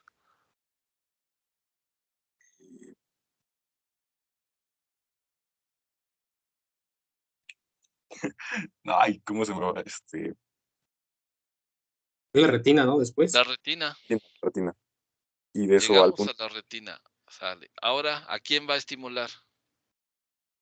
a la capa de bastones y Poquito antes, ah, ah, al epitelio, Epitelio pigmentario. al epitelio pigmentario. y el Ahora epitelio sí, epitelio pigmentario estimula ¿a quién? hacia la capa de bastones A de la capa de conos y bastones, ¿no? Aquí yo creo que hay más luz, me imagino serían más los conos los que estarían activándose. Ajá. Luego esos conos, ¿a quién activan?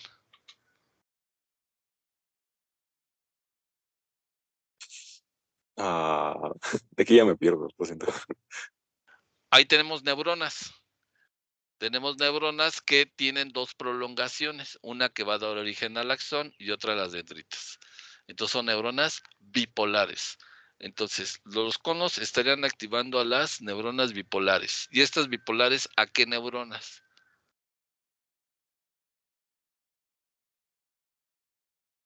Para las ganglionares, ¿no? Después. A las ganglionares, a las neuronas ganglionares. Y estas proyectan sus axones para formar El nervio. el nervio óptico.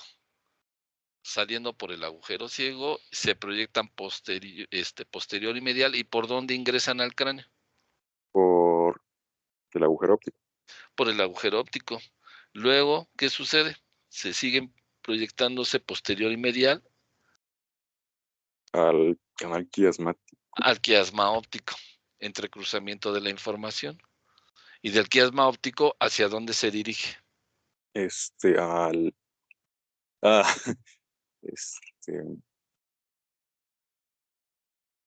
Al tálamo. Al tálamo. Hacia el tálamo. ¿Qué parte, qué núcleo del tálamo? Sí me acuerdo que lo dijo, pero no me acuerdo cómo se llama, disculpe. No te preocupes. Al geniculado lateral. Exacto, al núcleo geniculado lateral.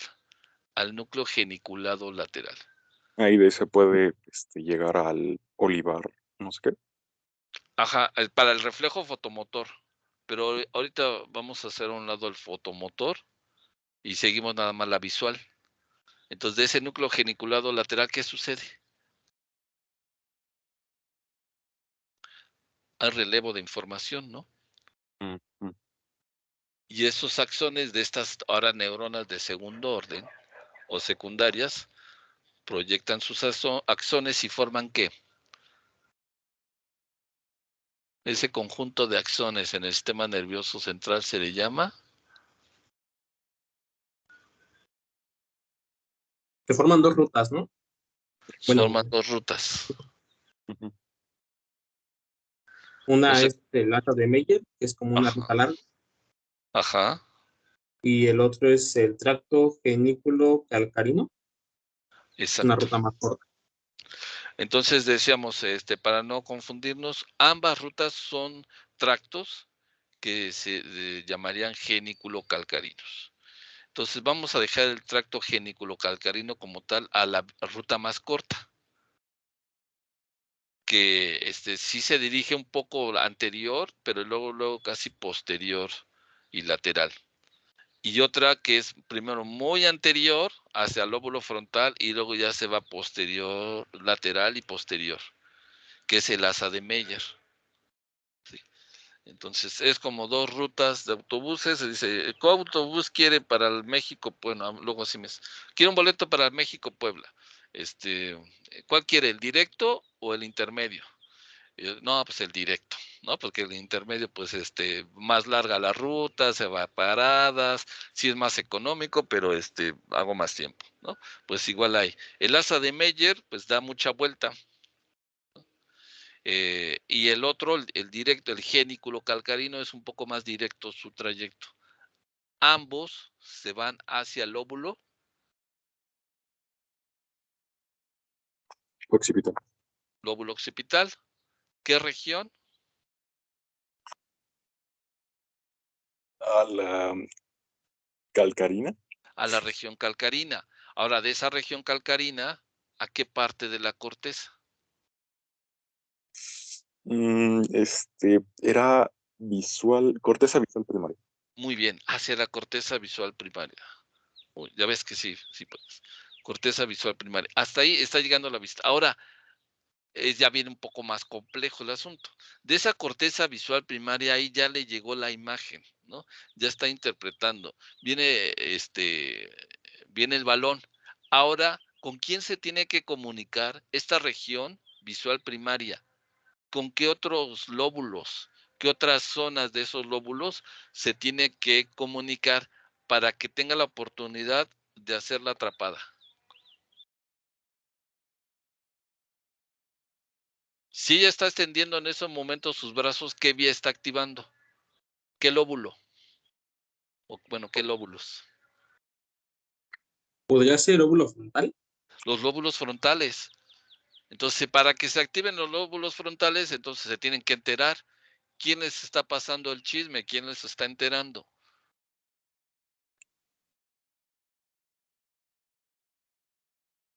Pues le está avisando el óvulo occipital, ¿no? Porque es el que está bien.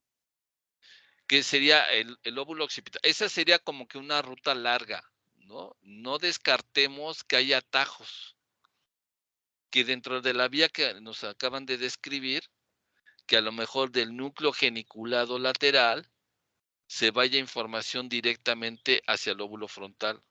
No lo descartemos, pero si nos vamos un poco más seguros, pues sería de esa corteza visual primaria hacia el lóbulo frontal, para que se entere y se active la corteza premotora y motora, que están ubicadas en la parte posterior de ese lóbulo frontal. Y entonces hay neuronas primarias, neuronas motoras, primarias o de primer orden, proyectan sus axones de la corteza hacia, algunos se van hacia médula, directo, hacia médula. Entonces son axones muy largos, formando un haz corticomedular. Vean, ¿qué músculo se está activando ahí? Vean, que ustedes reconozcan.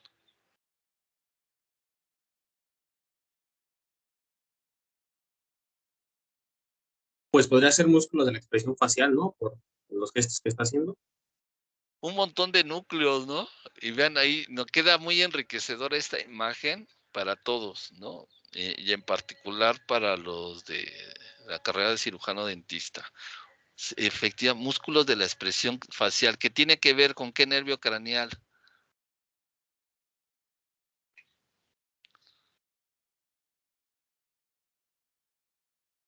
Podría ser con el facial, ¿no? Con el facial, con el séptimo. ¿Qué otros músculos se están activando?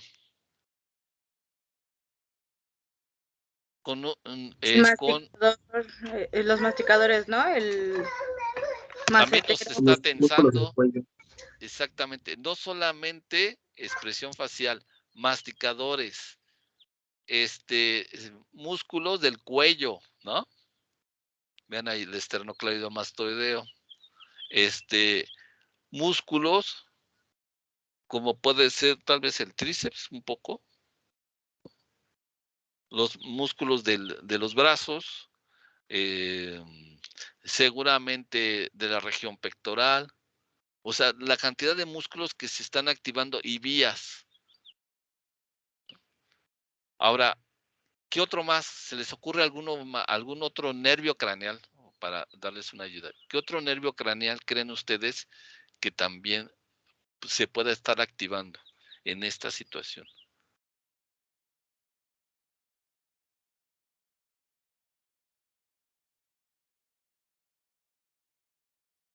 También podría ser el quinto, el trigémino.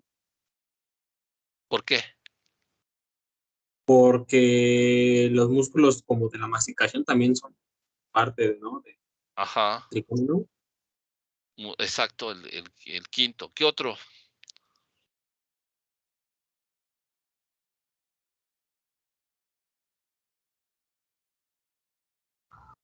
El tercero y el sexto, bueno, el motor ocular común.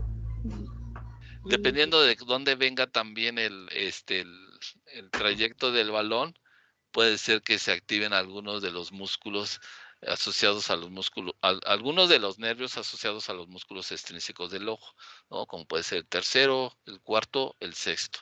O sea, vean la cantidad de nervios que se están activando, de nervios craneales, ¿no? La posibilidad de activación.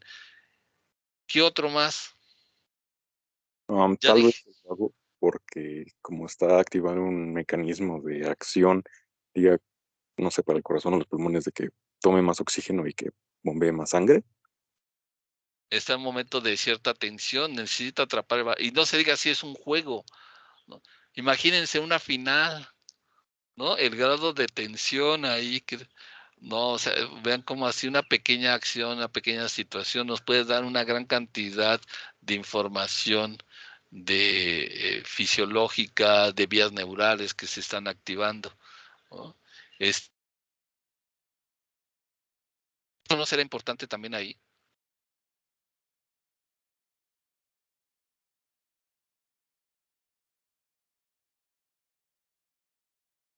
Para que tenga esa posición no debe de tener un cierto equilibrio y estar en la mejor posición para tener una mayor oportunidad de atrapar el balón.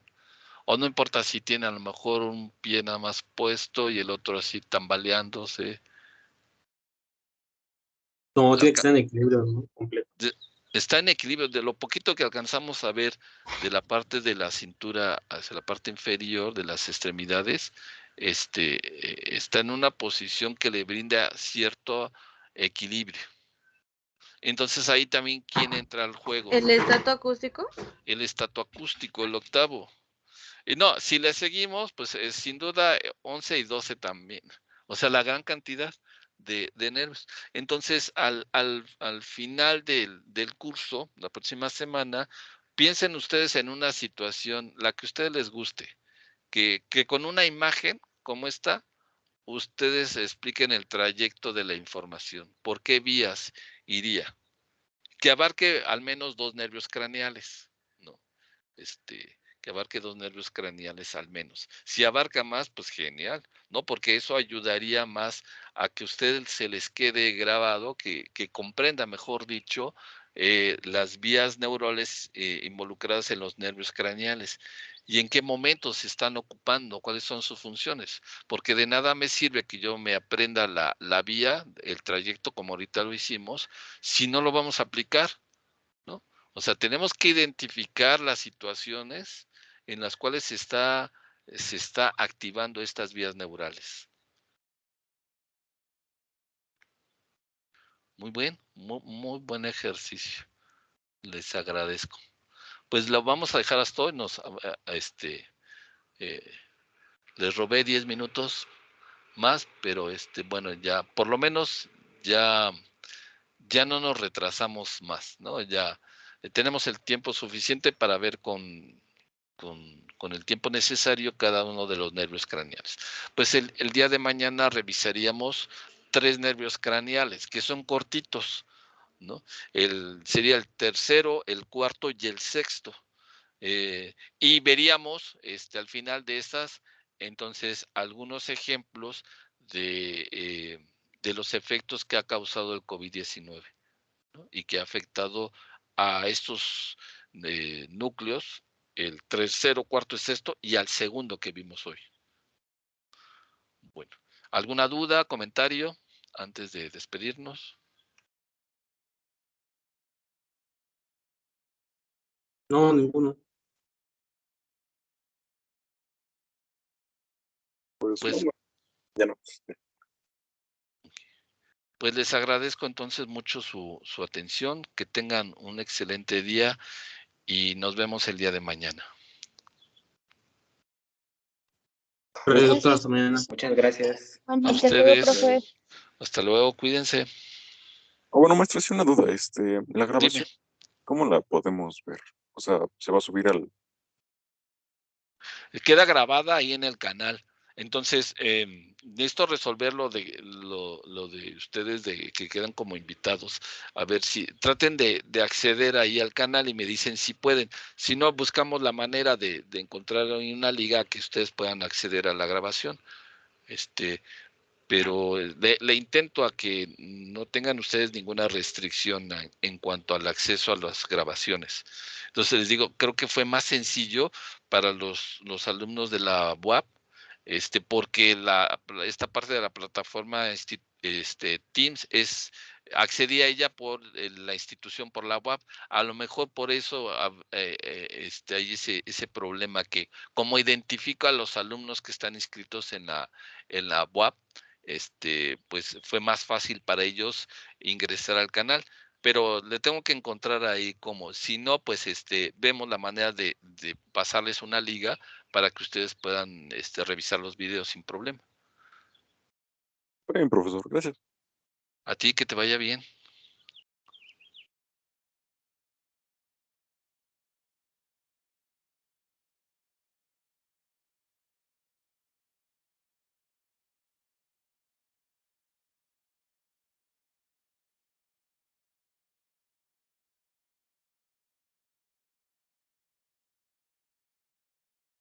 Nos vemos.